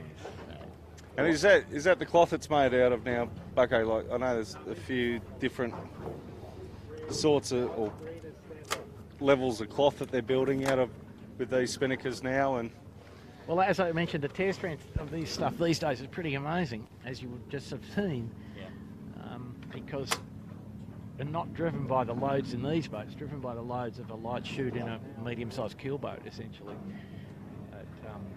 But you know, the point I made, you know, I think was because the amount of area, the actual loads on the sails in these boats is pretty low, you know. Well, you were right. You know, I didn't give that spinnaker much chance of making it through to the end. But I was with Steve on that. Absolutely, it was fine. If it was a year old, it probably would have torn in half, but it looked like a new sail, and it'll live another couple of laps, I think. Yeah. But Especially if this breeze keeps fading, it's all. Yeah. It doesn't Yeah. take much. And I forgot to mention in the overall points, ASCO also stepping up, because the second for them will elevate them up the points list as well. So they were third, well, actually fifth or sixth, because the drop hasn't come into play yet. And I understand their drops, you know, a high points drop. So that'll bring them right back into the fray. When does the drop come into it, Steve? Do you know? Oh, probably today. Normally after today you can drop After one, today. I think, you know, just don't worry about the official rules, worry about the actual situation. So for the viewers, we're just waiting for the last couple of boats to finish here, and I think the committee will get this going pretty promptly. Looking upwind, we are at the start-finish line. Quality Marine Clothing just crossing, and I believe that's our last finisher. No, one more just behind more? them, brother. Ulvi coming in on port tack. But if we were to describe the wind now, Steve, we'd say the breeze now 4 to 12. Yep. 4 to 12, but A lot more on the side of 4. Yeah, I think exactly. it's, you know, it's almost in the northeast. East, yeah. Well, there's a, Yeah, I don't know what he's going to do here, but I think he he'll might have to reset, won't he? I mean, Yeah, I did see Dougie and Aaron in the little chase boat. Well, Aaron's still jogging around in the little chase boat. Maybe she's throwing her father over the side to swim the marker around where it needs to go. But I tend to agree with you. I think it has gone northeast, yeah. yeah.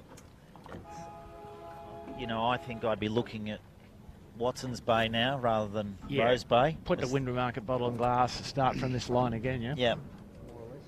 Rotate, big rotation left. Ilve just finishing. Only 60 degrees, nothing serious.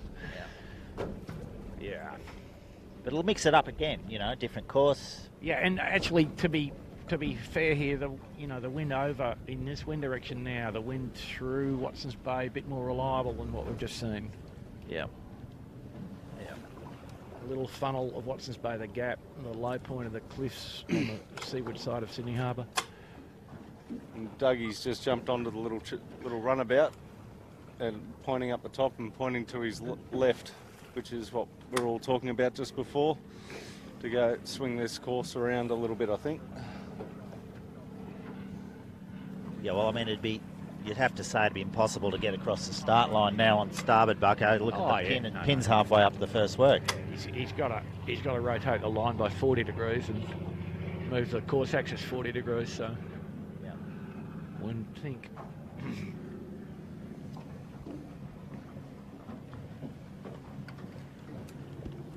Anyway, there's plenty of time, plenty of daylight hours left. Yeah. So that was quite a long race, though, in Raleigh, wasn't it? 3 laps was certainly more than enough. Well, there you go, Bucko, just on the back of that, on the start boat, they've just pulled the flag down, pulled the flag back up. It now says 6/2. That would indicate they're Meaning? probably not going to change the course. Yeah, no, I mean they're going to keep rolling. I don't think they can use the start line as it is, but let's see.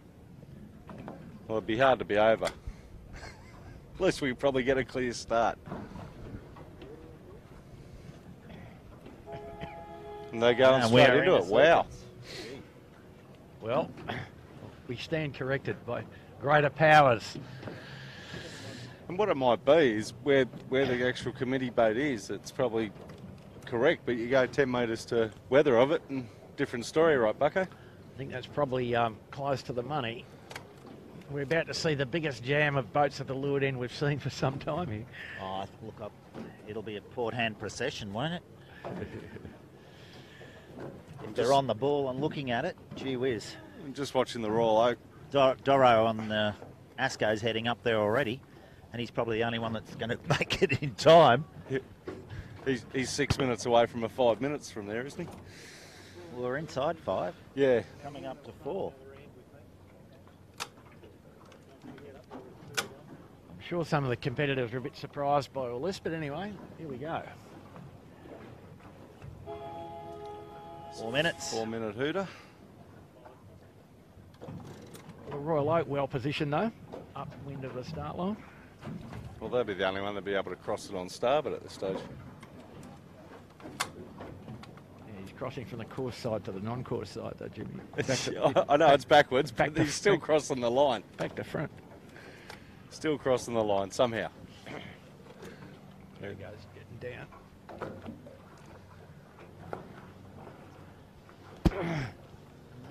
And the Bingley, they pulled out of that first race with a issue. Did anyone catch what that issue was on there? The torn spinnaker. Spinnaker, yeah. Well, look, Still out here. at the moment you've got to say Asco's all over it, Bingley's on it, Armarine, but the other half of the fleet is sitting down the boat end, and I'm not quite sure that they have twigged to the fact that it's a massive left-hander. Well, coming to 3 minutes. Oh, they've got time still. It's only a minute at the other end. A minute and a half. Family ties. Yeah, well, Is Yasko in no pressure down there? Or are they just jogging? No, he's jogging. He's just jogging. He's got nobody out on the wing at all. But the whole fleet heading down there, surely the race committee's got to Have a think. got to have another think now. Bingley looks like they're in reasonable pressure in the middle of the line. And the winning group's just passing in front of the camera cat, charging over towards that end. So the entire fleet heading left.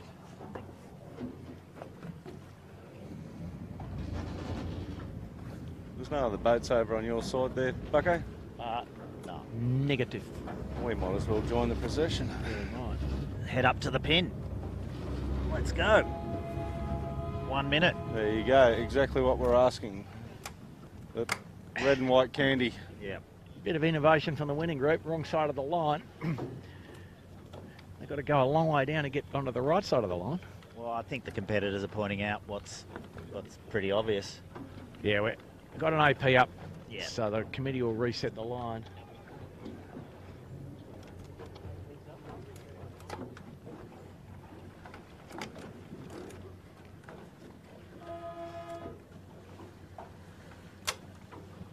Just blowing horns on the committee boat for blowing horns.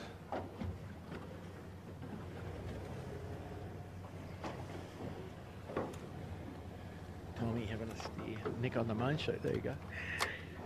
We just had the Birkenhead Point Marina go past us.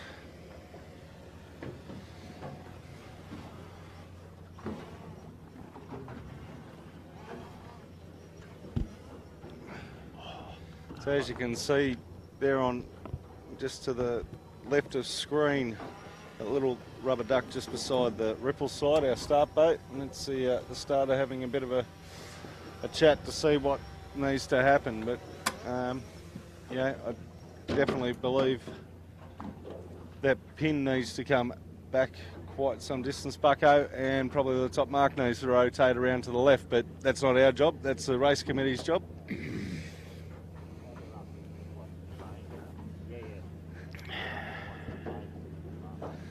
But what's your take on it, mate? I think he's got to reset the whole line. He's got to move the pin and the boat. And he can put the windward mark up in Watson's Bay. It'll be okay. But, Well, I think it's yaw.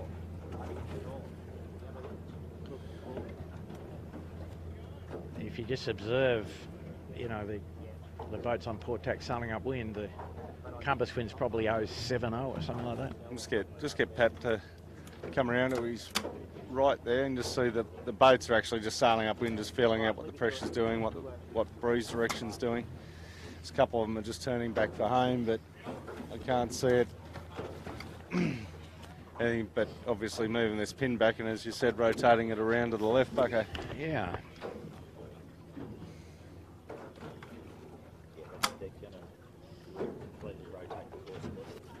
So we're in for a little delay here for the viewers. There's probably going to be 10 minutes of jogging on the spot. Well, once I get the pin in position, Bucko, we can almost get underway, and then, you know, they can race up and grab the top mark and shoot that around. It's not a big issue.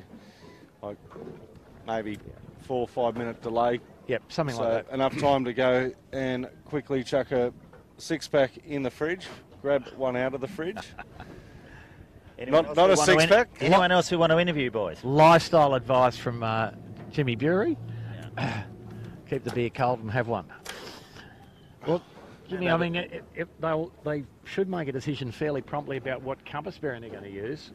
That's their first decision, more or less, isn't it? So why don't we look at the back of the boat and see, because I can't see from where we are.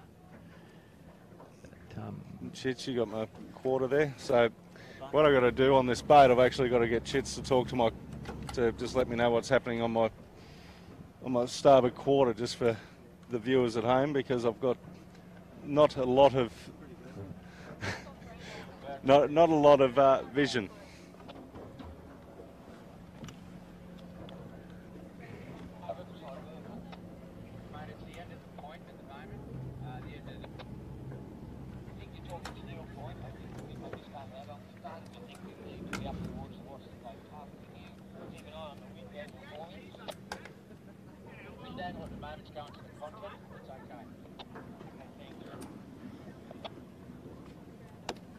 Just reversing back for Bucko.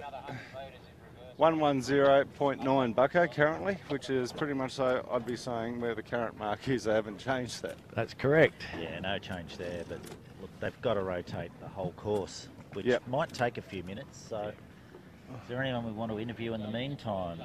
No? I don't think so, mate. It's,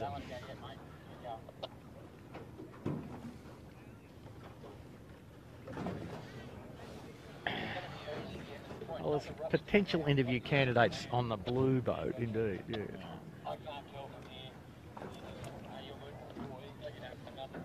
So for the viewers at home, if you have a look at the back of the start boat, they hang these little numbers off the back of the start boat, which is a compass bearing, which is a compass bearing and a distance to the mark when we're doing a course 6. So a course 6 is what they call a compass bearing. So the top mark is from the line of that the start line up to the top mark. As you see, it'll be just doing a little bit of aqua aerobics. Bit of boat maintenance, I think, there, Jimmy. And so, yeah, that little number on the back of the start boat, that gives the sailors, a clue as to what direction they need to be heading, roughly how far they need to be going. And where have we got the breeze now, Bucko? 40 or 50? 050? No, it's to the right of that still, but 07, I'd say, Steve. 07? Would be my guess, without having bought my hand-bearing compass. But, got the compass on the phone at Bucko. Surely you've got one of them. I do. Drag that one out. I do have, but you know. Bucko's got an internal compass, hasn't he? Yeah. That's Magnetical 03. truth. Always remember this, Steve. That's 03. So about 40, about 07 perhaps, something like that. 08 perhaps. If you stuck your thing at the obelisk on the point up there, that's probably where the wind's coming from, roughly. About there, yeah. 065. There you go. That's not bad, is it? Very well done. Very well done. 065. Yeah. but it's definitely trending east. Oh yeah, I mean, absolutely. You know, And they it- had it at yeah. 110, we're at 065. That's a massive left. Yeah, but I don't think it'll go any further. I think that's the end of the rotation for today's purposes, right? Yeah. So There's still a good race in this breeze. absolutely, and I have to move the top mark obviously to just to the left of Bottle and Glass Rocks, but it's quite a good racetrack. Yeah. So off the transit, off the start boat, was up to the Western Wedding Cake. They dragged it all the way back down to the point here for Yep. the start mark, Yeah. which is Yep. somewhat right, correct? That'll be usable. That line that they've set there, and just Still very pin biased in my view. yeah, no, but it's yeah, usable, I'd say. Definitely usable. Yeah. Yeah, agreed. Got to take a quantum leap with the top mark though, and you know, change bays. Yeah, yeah. It's amazing, isn't it? Yeah. Just knock that headland out of the way. Yeah, the locals might object to that one, James. The Nielsen Park Preservation Society would complain, and rightly so.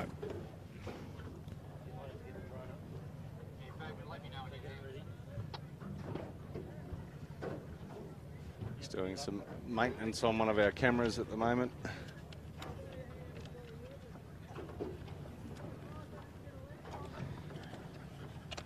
So what does the Bing Lee do now without a spinnaker? I guess they take the risk on it, like the. I didn't actually see the extent of the place from the tear. They've taken the decision not to, complete that race, but Maybe they've taken inspiration from the winning group. yeah, the hole couldn't be any bigger than the one in the winning group. No, that was what I was thinking. So, I might be thinking, well, if they survived, we yeah. probably have a crack as well. Anyway, there was a bit of radio traffic from the race committee there before about where they were putting the windward mark, and The breeze is coming off Nielsen Park Beach, and Jeremy mentioned a nice sort of thing, maybe 3 laps to Still Point, mate. So, have a think about it. Yeah, okay, I mean, it's getting wet here, so we'll keep going. Yeah, but the mark's got to come down to like Still Point or Nielsen Park Beach or something. Okay, I'll pull it in, I'll pull it too far to go. Yep.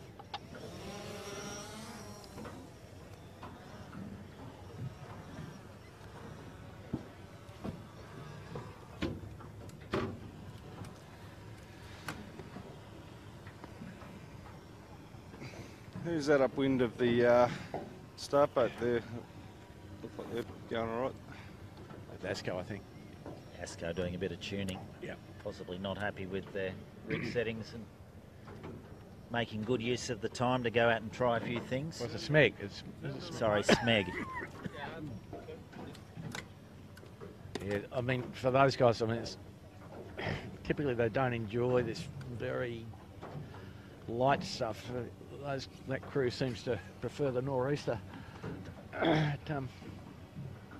problem for everybody is the Giltons, in a few weeks' time, and typically we do see days like this where the winds are soft, and difficult. I think as we saw last year, Bucko, Yeah. and most previous years, Yeah. you can't have a flaw in your performance. You've got to be good in nor'easters and funky easterlies, and if you're going to win the series, and that's what the Kiwis did very well last year, isn't it?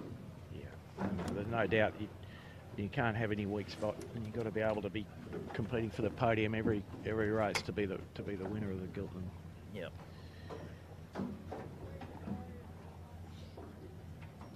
So anyway, Smeg up there doing some homework, and good on them. He's gone. That pull up there, maybe on that rock shore. Just overhearing John Winning Senior having a chat with John Winning Junior. He's talking about the bit of spinnaker stuck up the rig, and I'm guessing Woody's telling Herman, why don't you get that thing down? And he goes, John Winning Junior's response was, I don't want to get wet. So, Not unreasonable. no. But it is a difficult you know, for a mindset, for a visual set, it's all there. You know, you know you got a torn spinnaker. You don't need to be reminded by it, by a bit of flapping going on up in the rigging. Just hearing about 1 minute until we get underway. We'll get back into sequence. Jimmy, I don't think there's any volunteer to climb the rig to get it down, and they don't want to go in the tide, you see, so.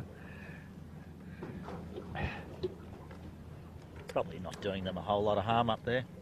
Not really.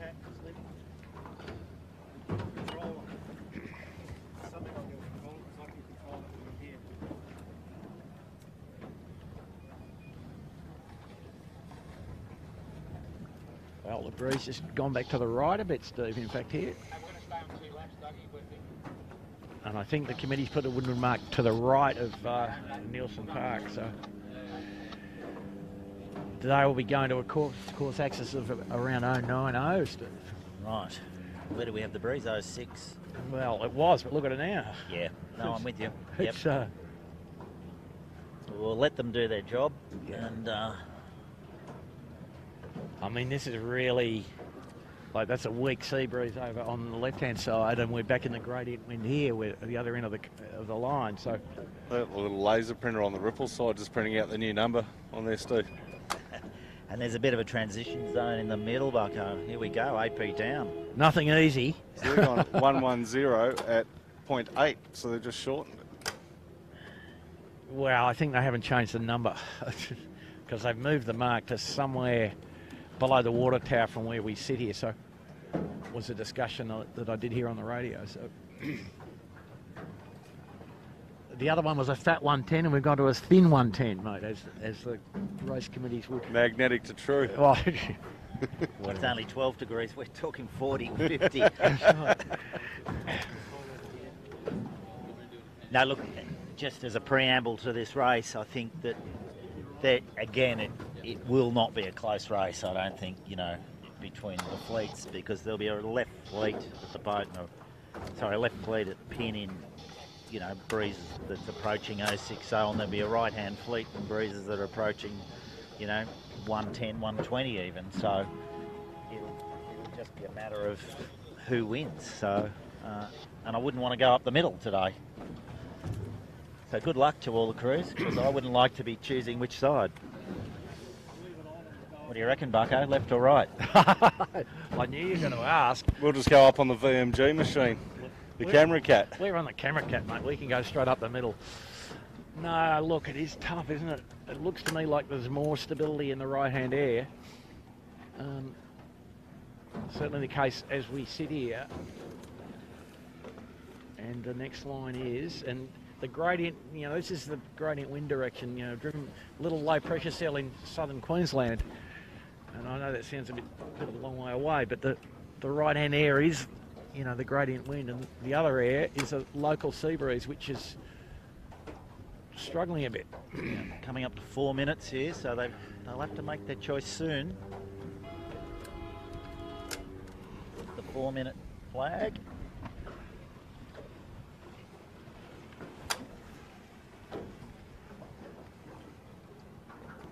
Jimmy, left or right?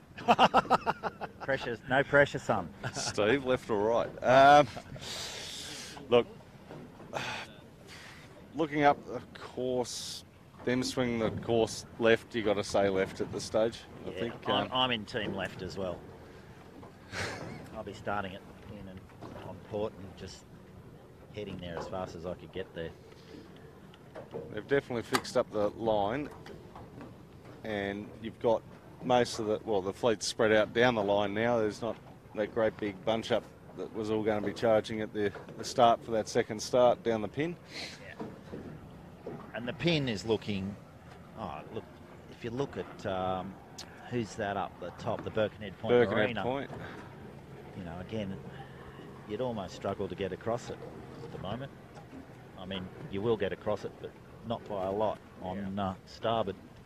I dare say there's a few of them down there probably having a polite little chat about, let's all be friendly about this and go for a port hander and not get in each other's way. Yeah. We've got about 2 minutes 40 to go. And you know how long that truce would last for, Jimmy? Yeah. Till the 1 minute gun. Yeah. Yeah. One of the best that used to be able to talk a line into doing what he wanted to do was Lee Napton. He'd have a good chat with everyone around him, and he'd convince everyone that we're all going to do it together. And then everyone's going, oh, let's listen to Lee, we'll all do it with Lee, and then Lee would do the kung fu move at the last minute on everyone. Live and let live. And he does it with until the death. And does it with the world's biggest grin on his face. Yeah, well, coming up to 2 minutes now, and the fleet are all over it. Possibly didn't give them as much credit as they deserve, and you know, Asco's first in the hole, but winning group, you know, like hanging above the line, actually quite a smart move. Hanging right above the line on starboard. Good strategic move for the kids at home, if you can see that. They're well above the pin because you will struggle to make the pin on starboard and maintain your lane there. So they're going to come in late. Kitchen making a late decision to get down there. Smeg. So anyway, I'm predicting it's going to be a general recall. Interesting, Bucko. A general recall. It is going to be interesting because they're all onto it and they're all in there early. 1:30, and they're all too close to the pin for my money already. And I think game one is to me and Jimmy Bucko with the greatest of respect because it is hard left. It is again now. Yeah. It just went 40 degrees left in the last 2 minutes. Yeah. Well, you can't beat the trend. You know, it's been trending that way all day. So, you know, the race committee... Might be easy for the race committee. Everyone down the pin might be over, and Quality Marine Clothing that's right behind the start boat, that'll be the only boat they can identify. That's 1 minute. 1 minute and a big rack up at the leeward end, as we've noted. And let's get halfway down there and at least and get in amongst it and see what we can call. Here we go. Wow.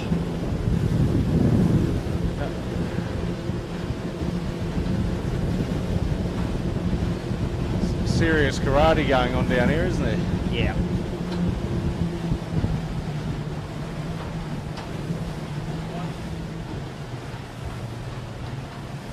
$30 seconds or a bit less. Inside 30. 20 seconds. And there's two schools of thought, those that are starting on port and taking transoms, and those that are trying to hook up and get into the kitchen makers just put their pole into the back of Asco. Royal Oak looks best placed here, except the kitchen maker's in the way. Asco's in good shape. Finport going to start on port. Guns gone. Appliances online, tack out winnings. Finport. Everyone that's not involved in this melee at the top mark is doing a good job. They're off and away. Bingley. My goodness. Asco just pinned Smeg, who they were out training with during the week, just pinned them back onto starboard. And then Smeg is now glued to this pin. Oh, Smeg in all sorts of trouble there. They're not actually across the line yet. Yeah, and they've hit the buoy and the Asco's gone. Asco's gone. And Appliances online and Finport and Winning Group all on port. Equally not too bad, but Asco leads.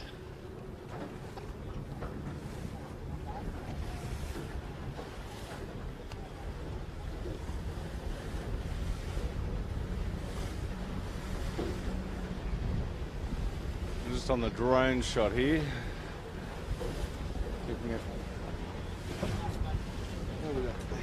It's Asco to the left and the rag just behind them. To leeward of them, to the right of rag, you got Yandu. And the boats with the most wind are the boats to the furthest right. Have a look behind you, Bucko. I'm not sure that's going to last, Bucko. No, that's possible. Yeah. But the kitchen maker plugged hard left here, and so they've paid the most money. The guys in the right have got wind, but the breeze 40 degrees different to what we're in here. We're up on the left edge with the kitchen maker. That's fine. Right on their road. Yeah, a little bit.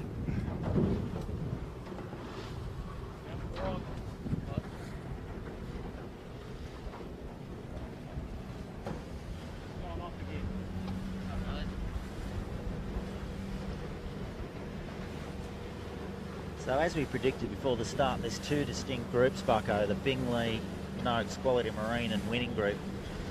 heavily invested in the right and actually looking okay. Asco's in the middle, and on the left, not looking fabulous as Smeg, Yandu, Rag and the Kitchen Maker. But, I mean, a Bingley throwing sheet at it. yeah, yep. Amazing. Tricky stuff. Bingley sailing around the outside of the fleet on the outside of the big puff. Amazing to watch. But Asco now 3 strings as well, so Yep. everybody rolling. Looks like just lack of pressure on the left edge. You had to get too far by the look of that, Steve. Yeah, no, I think you're right, and it just hasn't, the breeze has not settled in yet. It's still very unstable. Again, with, snakes and ladders, gust to gust. And you'd say right now winning group leads, wouldn't you? Looking at the averages. You would. Look, I've been very impressed by their speed today. They certainly get through the water well. They are going very well. And Finport was on the line for that start, which is unlike the first start. Gee, and they're roaring along there, aren't they? What have we got on screen, Jimmy? Yep. Okay.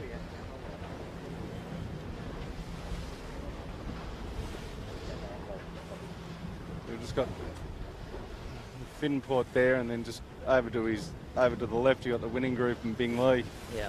They were the first to blink out of those two that come back, and unfortunately, Steve, our pick of going left isn't looking too good back there, mate. No. And I think here's the thing, you guys, where the committee's put the windward mark, the fleet has to make the transition back into this more right-handed air, and you can't go through the transition twice. The cost is probably just too high. Yep. In saying that, all the guys like Asco and Finport, they're all winning group. They're all starting to get the forward hand in the boat. And well, I reckon, the Bingley sort of leads this right-hand group, and they shouldn't be too far off tacking, you'd imagine. They're almost committing to go to the other side at this stage, aren't they? You wouldn't go the other side. The mark's right here, Steve. Oh, if right, you went the other side, that's Hurry Curry at 10 paces. Yeah, my mistake. They've got to come this side of the white light of Shark Island. So Yeah. Well, let's just summarise by saying it ain't over yet. No. And it's far from over. And you're right, these guys have got a long way back, particularly if it goes left. 6-2, wasn't it, was the course? Well, the other thing I might point out that, yes, that the Bingley and the winning group who are leading the guys on the right-hand side both have spinnaker issues. Yeah. So it may or may not come into play. But these guys here in good pressure, good line of wind around the bottom edge of the island here. Yeah, they've done a nice job, haven't they? Yeah. They've done the best they can with the right hand. Yeah. Smart sailing there from the Bingley and Noakes, quality of marine. Even Asco. Look, Asco's done a pretty nice job. When you consider the context of the series. Yeah. They're right in it now for the series. Have we got a camera to get on? Yeah. Look at this here. We're looking at the deck of the camera cat here at the moment.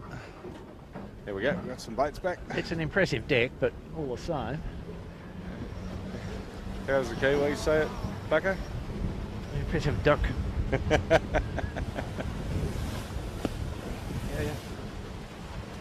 But, they're not there. No.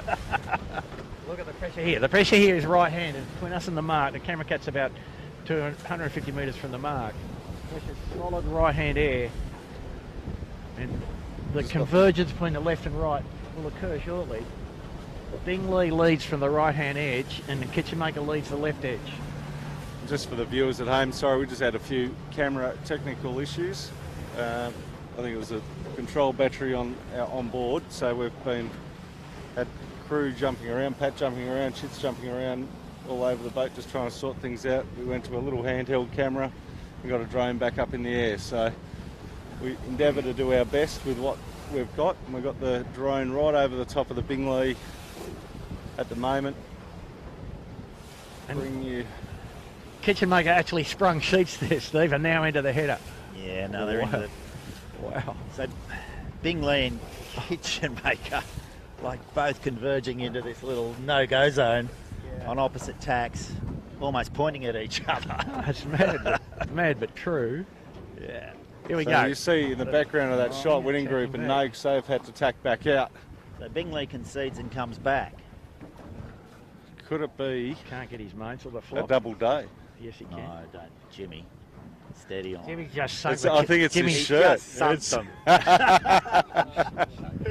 And right on cue, massive knock to the kitchen maker. So now the fin put comes off the hard right edge, not on screen, just for the viewers, but What have we got as far as cameras go, Chits? Okay, right. Well, I wasn't sure that we had the rain on, so.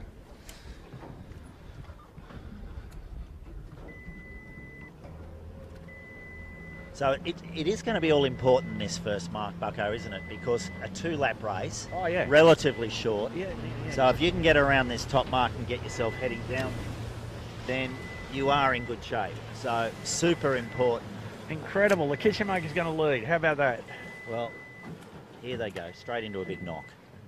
Right on Well, but he's up on the lay line, so he's all right. Doesn't Yeah, matter. he's good. Doesn't matter. And Finput couldn't get back from the other edge.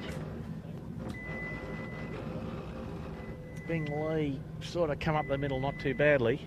Noakes has got a tack. Sure, there you go. Bing Lee's just tacked. Look, I've got to say the Bingley's done a fantastic job here. Stay in touch with both sides. Every opportunity to get back to the left they have. And they're, they're right in.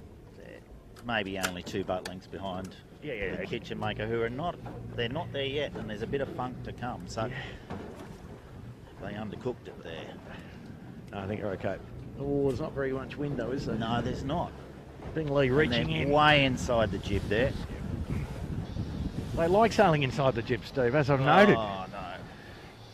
That's all right. They're going to get there. So, looks like Winning Group might be their third. So the kitchen maker lead around the top mark with Bing Lee in second. So we're going to call that a draw, Bucko. I think there's so. not much in that. Unreal, isn't it? Yeah. Hard left or hard right, both paid. Yeah, the middle wasn't that much fun by the look of that one. Now let's have a look at the Bingley Spinnaker as they go around. Yeah. Well, that's the difference. Spinnaker's got no sign writing in it. Oh, well, they've done the smart thing and changed. Winning Group going to be third. Finport probably. Finport, Asco, Smeg, 4th, 5th, 6th. Noakes. Finport's just got no room to get in here and tack at the moment. Bucko. I think he'll get. No, he doesn't. He's in There you the go. Sean's just called him on the Noakes, just sort of saying no. That is a big dip. That's a dip and a half, isn't it? Yeah. Oh well. They're in touch, at least. Yeah. So Winning Group around, Asco around, Smeg coming around. And good job to the Smeg, by the way. I mean, they were nowhere off the start, inside the pin, going backwards, and they've, they're 1, 2, 3, 4, 5. Great job. Yeah, they've come from Noakes going around, further almost back than ahead fullback. on with the Armarine Pitwater. Wow, almost touched wings. Finport in trouble with their jib stuck on the rig. That's terrible, isn't it? Top batten. Crash, bang, collect the mark. Charlie, look up, mate.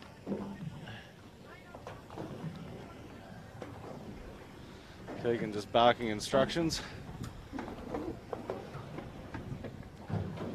They've all gone for a straight set, so. They're pretty much laying down, aren't they? Yeah. All right, we'll start jogging down beside these guys. So the places are Kitchen Maker, Bingley, Winning, Asco, Smeg, Noakes, Finport, Four Pines, Simon Nern on the Armarine, Brett Van Munster on the AOL, Ilby, Birkenhead Point Marina, Rag, Vintech, Quality Marine.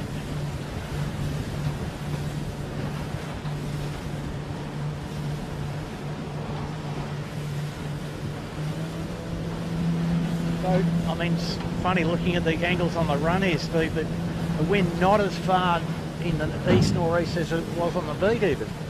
Gone back. Winning Group just jibed on the face of the puff in second place here in front of us. Yeah, and Kitchen Maker jibed in nothing. So we're being held out by Bingley, to be fair, but jibed in a massive hole and going nowhere. And the Asco taking the odds. Wow. Just on the Noakes group here. And everybody going, look at the no-go zone, whether it is or not one. Pressure here where we are with Camera Cat travelling with Noakes Group. And a hole to leeward, but Noakes taking the odds to it and going further. Looks pretty dangerous. Yeah, high risk strategy. Probably a little bit too far there on the Noakes. Big turn of the wheel to get that job completed. Yeah, that cost the kitchen maker 3 places then. And, you know, 500 or 600 metres in a 2-lap race. Oh, that's a good old snake to slither down, isn't it? Yeah. Well, as I was saying, the Bing Lee set out most of the first race, so they just kept it in the tank for this so far. Still a lot of racing to go though, Steve. Like, you know, even though it is a 2-lapper, there's still a lot of racing and, you know, very variable wind conditions.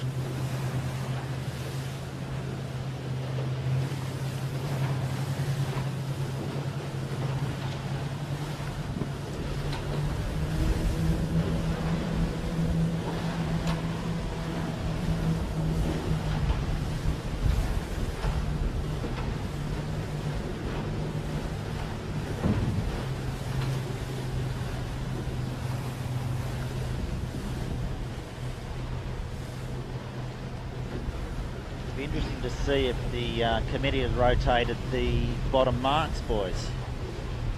No, Sure that they have. They've left the gate exactly as it was, I think. Yeah. In which case, quite sure which one to be favoured. Not too bad. Just try and figure out which one's got the most wind. Yeah. You know. That's probably the determining factor. The winning group heading first ones to peel off and head back. They seem to like the right side. Bing Lee pretty hot into the left one. Bing Lee leading. You need to go around here and then we'll shoot down and get these guys at the bottom mark. There's the Smeg just driving into the bottom mark. And Noakes is still coming down. Bingley doing a nice job there. Pushed the kitchen maker into a bad one, then jibed off on a gust. Asco again, sailing well today, aren't they, Jimmy? Yeah, the Asco sailing really well. Like, you know, I think, you know, Trent's no mug and yep. chuck him in any position in any boat, and you'd be mad not to take him. Sailing the smart race for the series. Yep. And kitchen maker 3rd and winning group 4th. Yeah. The kitchen maker, you know, look, for the overalls, they're still doing great. Asco's still doing great. Winning group with that torn spinnaker still hanging in there. They're still in contention. Now you got Smeg also coming in to round the bottom mark for a jibe drop there. This right-hand mark looks like the left-hand mark looking downwind. The mark at which Smeg is looks like the right side, and they're in a puff. And the guys out the other side, there's a little lull coming, and Manly Ferry, a bit problematic. I think the Manly Ferry is going to be problematic for everyone, Bucko. Yep. But first round, obviously, Bing Lee. Second round was Asco. Third round was definitely the kitchen maker. Fourth Smeg. was, we'll put it, Smeg. And then 5th, the winning group. 6, Noakes group. 7, Finn. Is it? Yeah, Finport. Yep. Finport, I thought it looked like Keegan, I was just making sure. Then next around will be Royal Oak Hotel, 4 Pines, Double Bay. And then it's a long, long way back, but Bucko, I'm not sure if I'm looking at the same boats, but what's the rag doing all the way up there? Look at them over at Watson's Bay. They go for a beer. Yeah, I think they fish and chips, mate. Wow. The breeze, quite volatile. Next around is appliances online. Fleet in two parts. Kitchen maker, winning group, hard left with 4 Pines Hotel. Hard right, Bing Lee, Smeg, Noakes and Finport. Asco in the middle. Yeah. Manly Ferry coming to take a piece of proceedings. Next line of wind looks left-handed, so I think winning group might lead at the top here. Winning group and Asco, perhaps. Still big holes in it though, Bucko. That's a brave call, 100 metres out of the bottom mark, mate. Oh, mate. I'm not doubting you. I'm just saying it's a high risk call, that one. Wow, bit of traffic here. Yeah. Well, that's making it hard. The winning grid just parked up. Wow, that's Manly Ferry action there. Manly Ferry, stink boats. Breeze now in the right. Sorry, viewers. The evaporation here on the left edge. And you'll see on the drone footage Jimmy Bury putting us between the ferry and the stink boats coming home. So, nice driving, James. Nothing like getting amongst it, Quigs. No.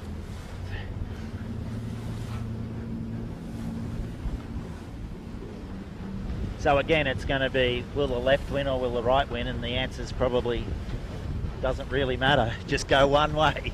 Well, I think the right's going to... Well, I don't know. The last time we rode off the left, rode off the right, rode off the left, and the left just won. Yeah. Well, you called it a tie. I called it. I think a tie's fair. The left won, but marginally. But the Bingley doing a very nice job. I think they're looking pretty good. Them and the Asco and the Smeg are looking pretty strong over this side. And with looking up the course here, Bucko, you'd have to say that it's a general fill coming, probably from the right. Yep, that's the short version. Have a look back now, Steve, at the winning group. Yeah. No wind and stationary. Yeah, but you called them to be first, mate. Oh well. I won't remind you of that. No, again. no, that's all right. Glad someone else has taken that punishment off me. Thanks, Bucko. The Bingley tacking back. Wow, that is amazing. Good line of puff as a header, I suppose, but Interesting, because they're on starboard and they would have Crossed. They would have crossed, Yeah, and now yeah. with the left-hand shift, they're Asco might rotate up inside them there. Well, tactically, you'd almost want to just flip Asco over, and then if you wanted to go back to that right-hand side, you'd take that. But you don't really want. I mean, Jimmy, I just think they were looking at the less wind to the left of them and decided to stay in the puff at all costs. So, sort of ignoring the other boat to some degree. Just going to have. Look, we don't know much, I think, but what we do know is that it's very, very difficult. We're getting paid big money to know plenty, Steve. Getting paid nothing, mate. To know nothing. I'm providing value for money at this stage. You've got the Smeg there with the Asco just tacking on them. Look, what I can say is that despite the fact that it's incredibly changeable, we've got a great race. Asco now leads. My Asco big lead. Smeg a couple of boat lengths behind, and Finn caught him fourth on the right. I tell you, who's having a great race so far is Noakes, who's right behind the camera cat. Yep. Just off screen there, but and then bloke that just doesn't go away is coming over from the right of the camera cat. Yeah. It's awkward. So But there's what they're all For mine, looking at. Asco doing the best job at the moment, playing the right in the right, sort of staying left of the left and just keeping them all in tow. I think they're doing a nice job, sailing gust to gust. It's tricky. Look at that. I mean, they've just turned right about 30 degrees, full load. Yep. The strongest wind is where we're on the camera cat, in fact. Yeah. Well, we're just to weather the Bingley there on screen. That's us there.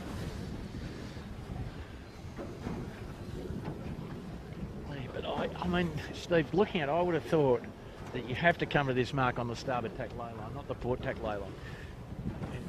And therefore, you need to go, towards the right. towards Shark Island. Yeah. But maybe that's wrong. Look, I think it's. I'd be sailing gust to gust. Just Yeah. look for the next gust. I wouldn't Well, prejudge anything at this stage. Scott Babbage changed religion on us during the week, has he? Or just got the fisherman's net over his head?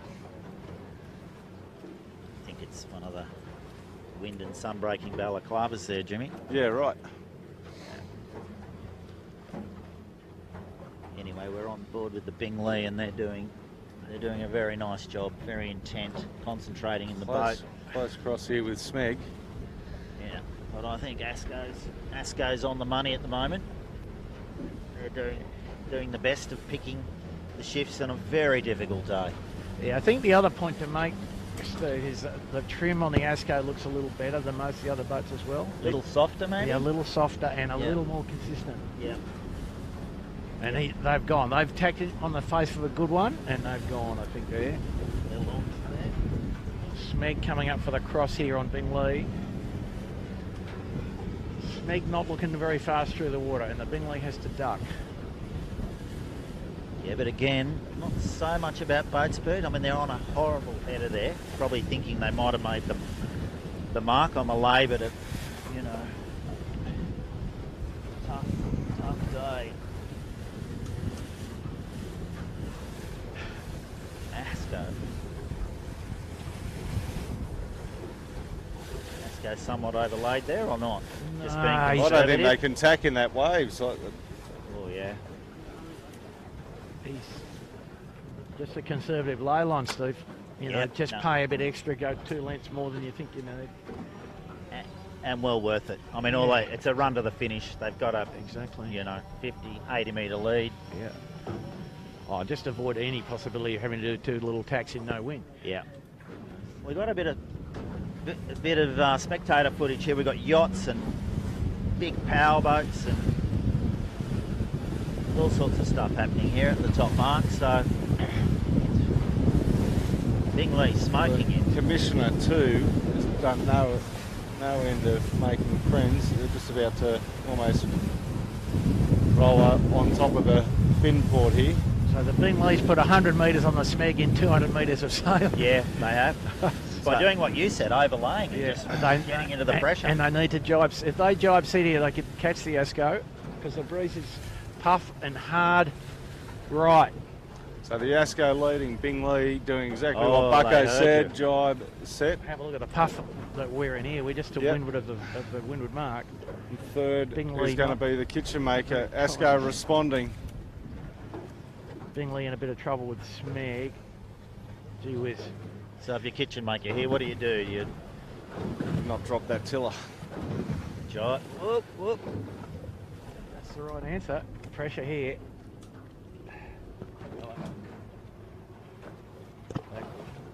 So There kitchen goes maker the boys. around in third.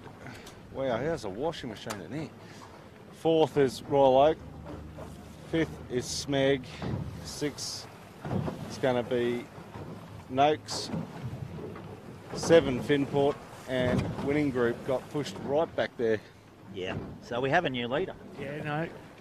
Correct. The Bingley. Bingley leads. So it's Bingley, Asco, kitchen maker Caesarstone, Royal Oak. Doing a nice job there. Smeg. If you look back at the mark, Finport in the tide. No. If the top of the mainsail doesn't touch the water, They have saved it. That's an that's a official save, isn't it? That is a save. Doesn't matter how you do it. Does not. And your friend in the big powerboat up here, Jimmy's wreaking some havoc, isn't he? He is wreaking some havoc. Not only is he in the road upwind, he's in the road downwind. Yeah, the commissioner too, eh? Well, we can get on channel 13 and make him a friend of mine if you like. But yeah, he doesn't seem to be paying any attention to anything. It's just nosy on down the harbour. No, he's thinking, I've got quite a nice view of the Asco. I think he's got a crowd of people on board, mate, and they're all Very getting much a so great looks view. like the Benelong, doesn't it? The boat and the Bingley is jibed. Bingley's job. So we've got a cracking race again. You know, the Bingley and the Asco. What do the Asco do here? Do they go outside them or do they drive on top? No, they've elected to go left side. And the kitchen maker in hot pursuit. And not far behind them is the Royal Oaks 4 Pints. I must say they're looking nervous on the Bingley. But remembering again that that pin is a long way right. Not far as right as it was before, but it is a long way right.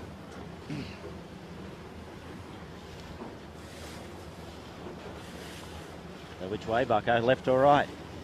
Put you on the No, spot a few I'm going to times stay in today. the puff. I'm going to stay in the puff. I think that's I'm the going to answer. ignore the left or right. I'm staying on the puff.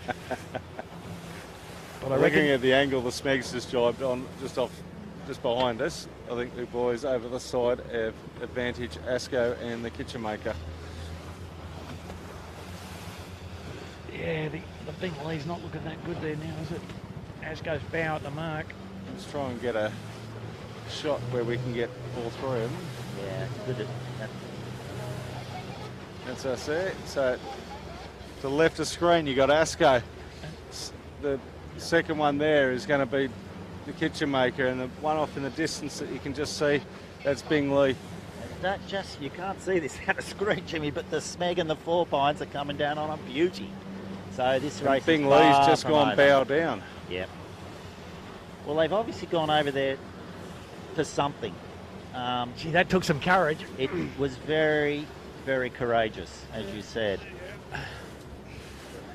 And now these guys are hurting each other quite a bit, Asco and Kitchen Maker. Well, Kitchen Maker hurting Asco, certainly. So They're about to, aren't they? Yep.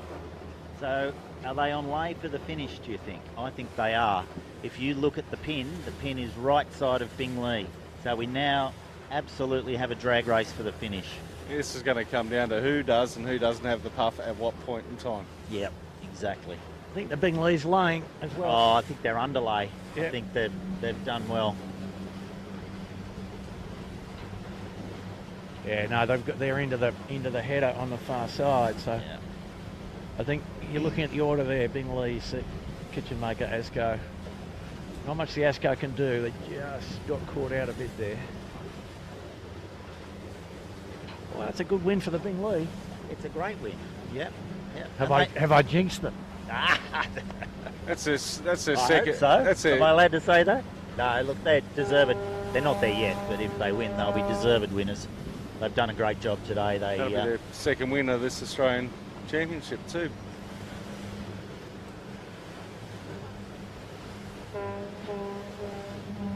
Let's get a view along the line. It's not the horn that we wanted to hear. This is close. Bing Lee looking a little soft. Kitchen Maker coming in with a little more pressure, but I think the Bing Lee will have enough. It's close. Yeah, I think they're there. Bing Lee for mind. Well, the punters. The punters on the ferry are cheering both teams on. Oh, I'll tell you what, this is going to be closer than what you think. It's close. It is very close.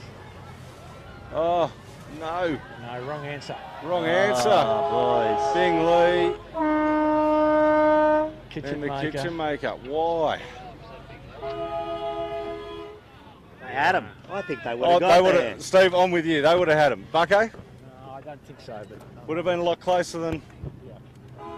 And Asco for third. So Bing Lee, so Mika, Lane, Pete Harris, and Scotty Babbage take out that heat. Little bit of inexperience there, I think. They got nervous and thought the jibe finish was Steve, the either right which way way, to go. what a great day for the Kitchen Oh, Maker. 1-2. A first and a second. Yeah. Bing Lee, unfortunately, had to miss the first race to broken equipment. Yeah. Asco, a great day, a third and a second. So the finishing order is Bing Lee, Bing Lee, Kitchen Maker, Kitchen Asco. Maker, Asco, Smeg, Royal Oak. Good race for the Royal Oak. great race for the Royal Oak. Noakes. And then Noakes is probably coming next, eh? Oh, Finport and Noakes are the next, and Noakes is in the wind and Finport's in no wind. Yeah. And yeah.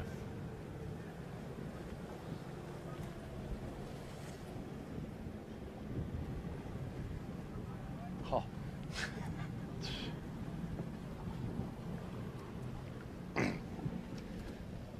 Back to the race, boys. Checking out some of the spectators. Checking out the scenes of Sydney Harbour, do you mind? Anyway, well done to the race committee. They held their nerve there, really. Winning No, group, and four we blokes. got a, and we got a good race. I didn't really see what happened to the winning group at the top there. Did they just get left out of phase at the top? I think they just, wrong side of the phase, and then maybe that ferry that came through that you heard honking in the background. Right.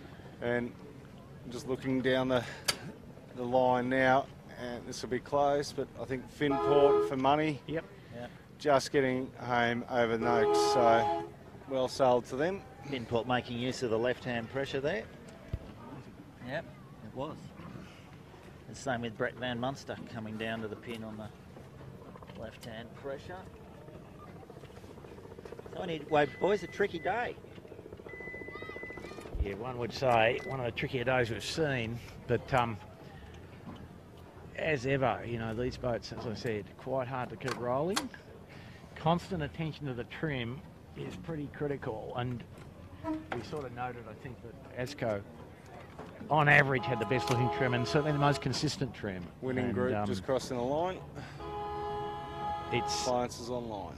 I like the look of the winning group upwind as well. I think them and Bingley and ASCO were the pick. Kitchen Maker did a nice job too, yeah. I think. But I mean, the winning group, they just seem to struggle to get the twist, the twist of the jib and the main matching, you know, as an everyday occurrence, you know. Excuse me. And you saw that sometimes in the puff they didn't seem to get any acceleration, Steve. They would look pretty bogged down. So I don't know. There's a bit of tape. There's a bit of tape that would inform everybody about that. If you look back, I think.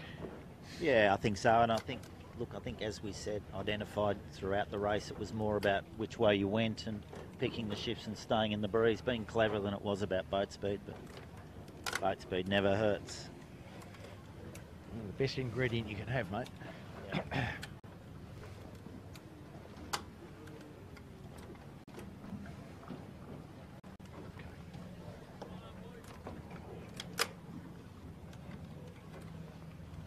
Just crossing the line now, you have Yandu, which will probably bring us to a close. Bucko, what do you think?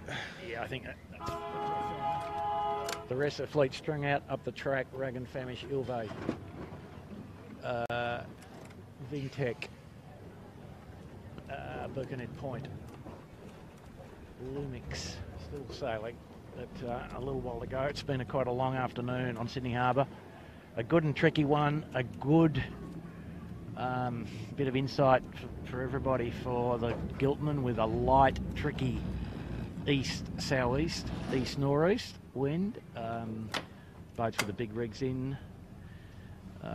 We'll see you again next Sunday, we hope, everybody. Thanks to Steve, Chits and James Bury and our technical guys. Camera Cat, looking forward to your company again in a week's time. Thanks, Bucko.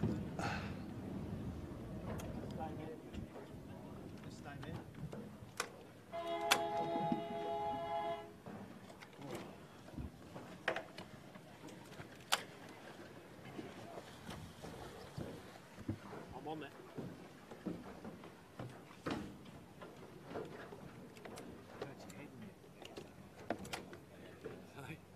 Good work, boys.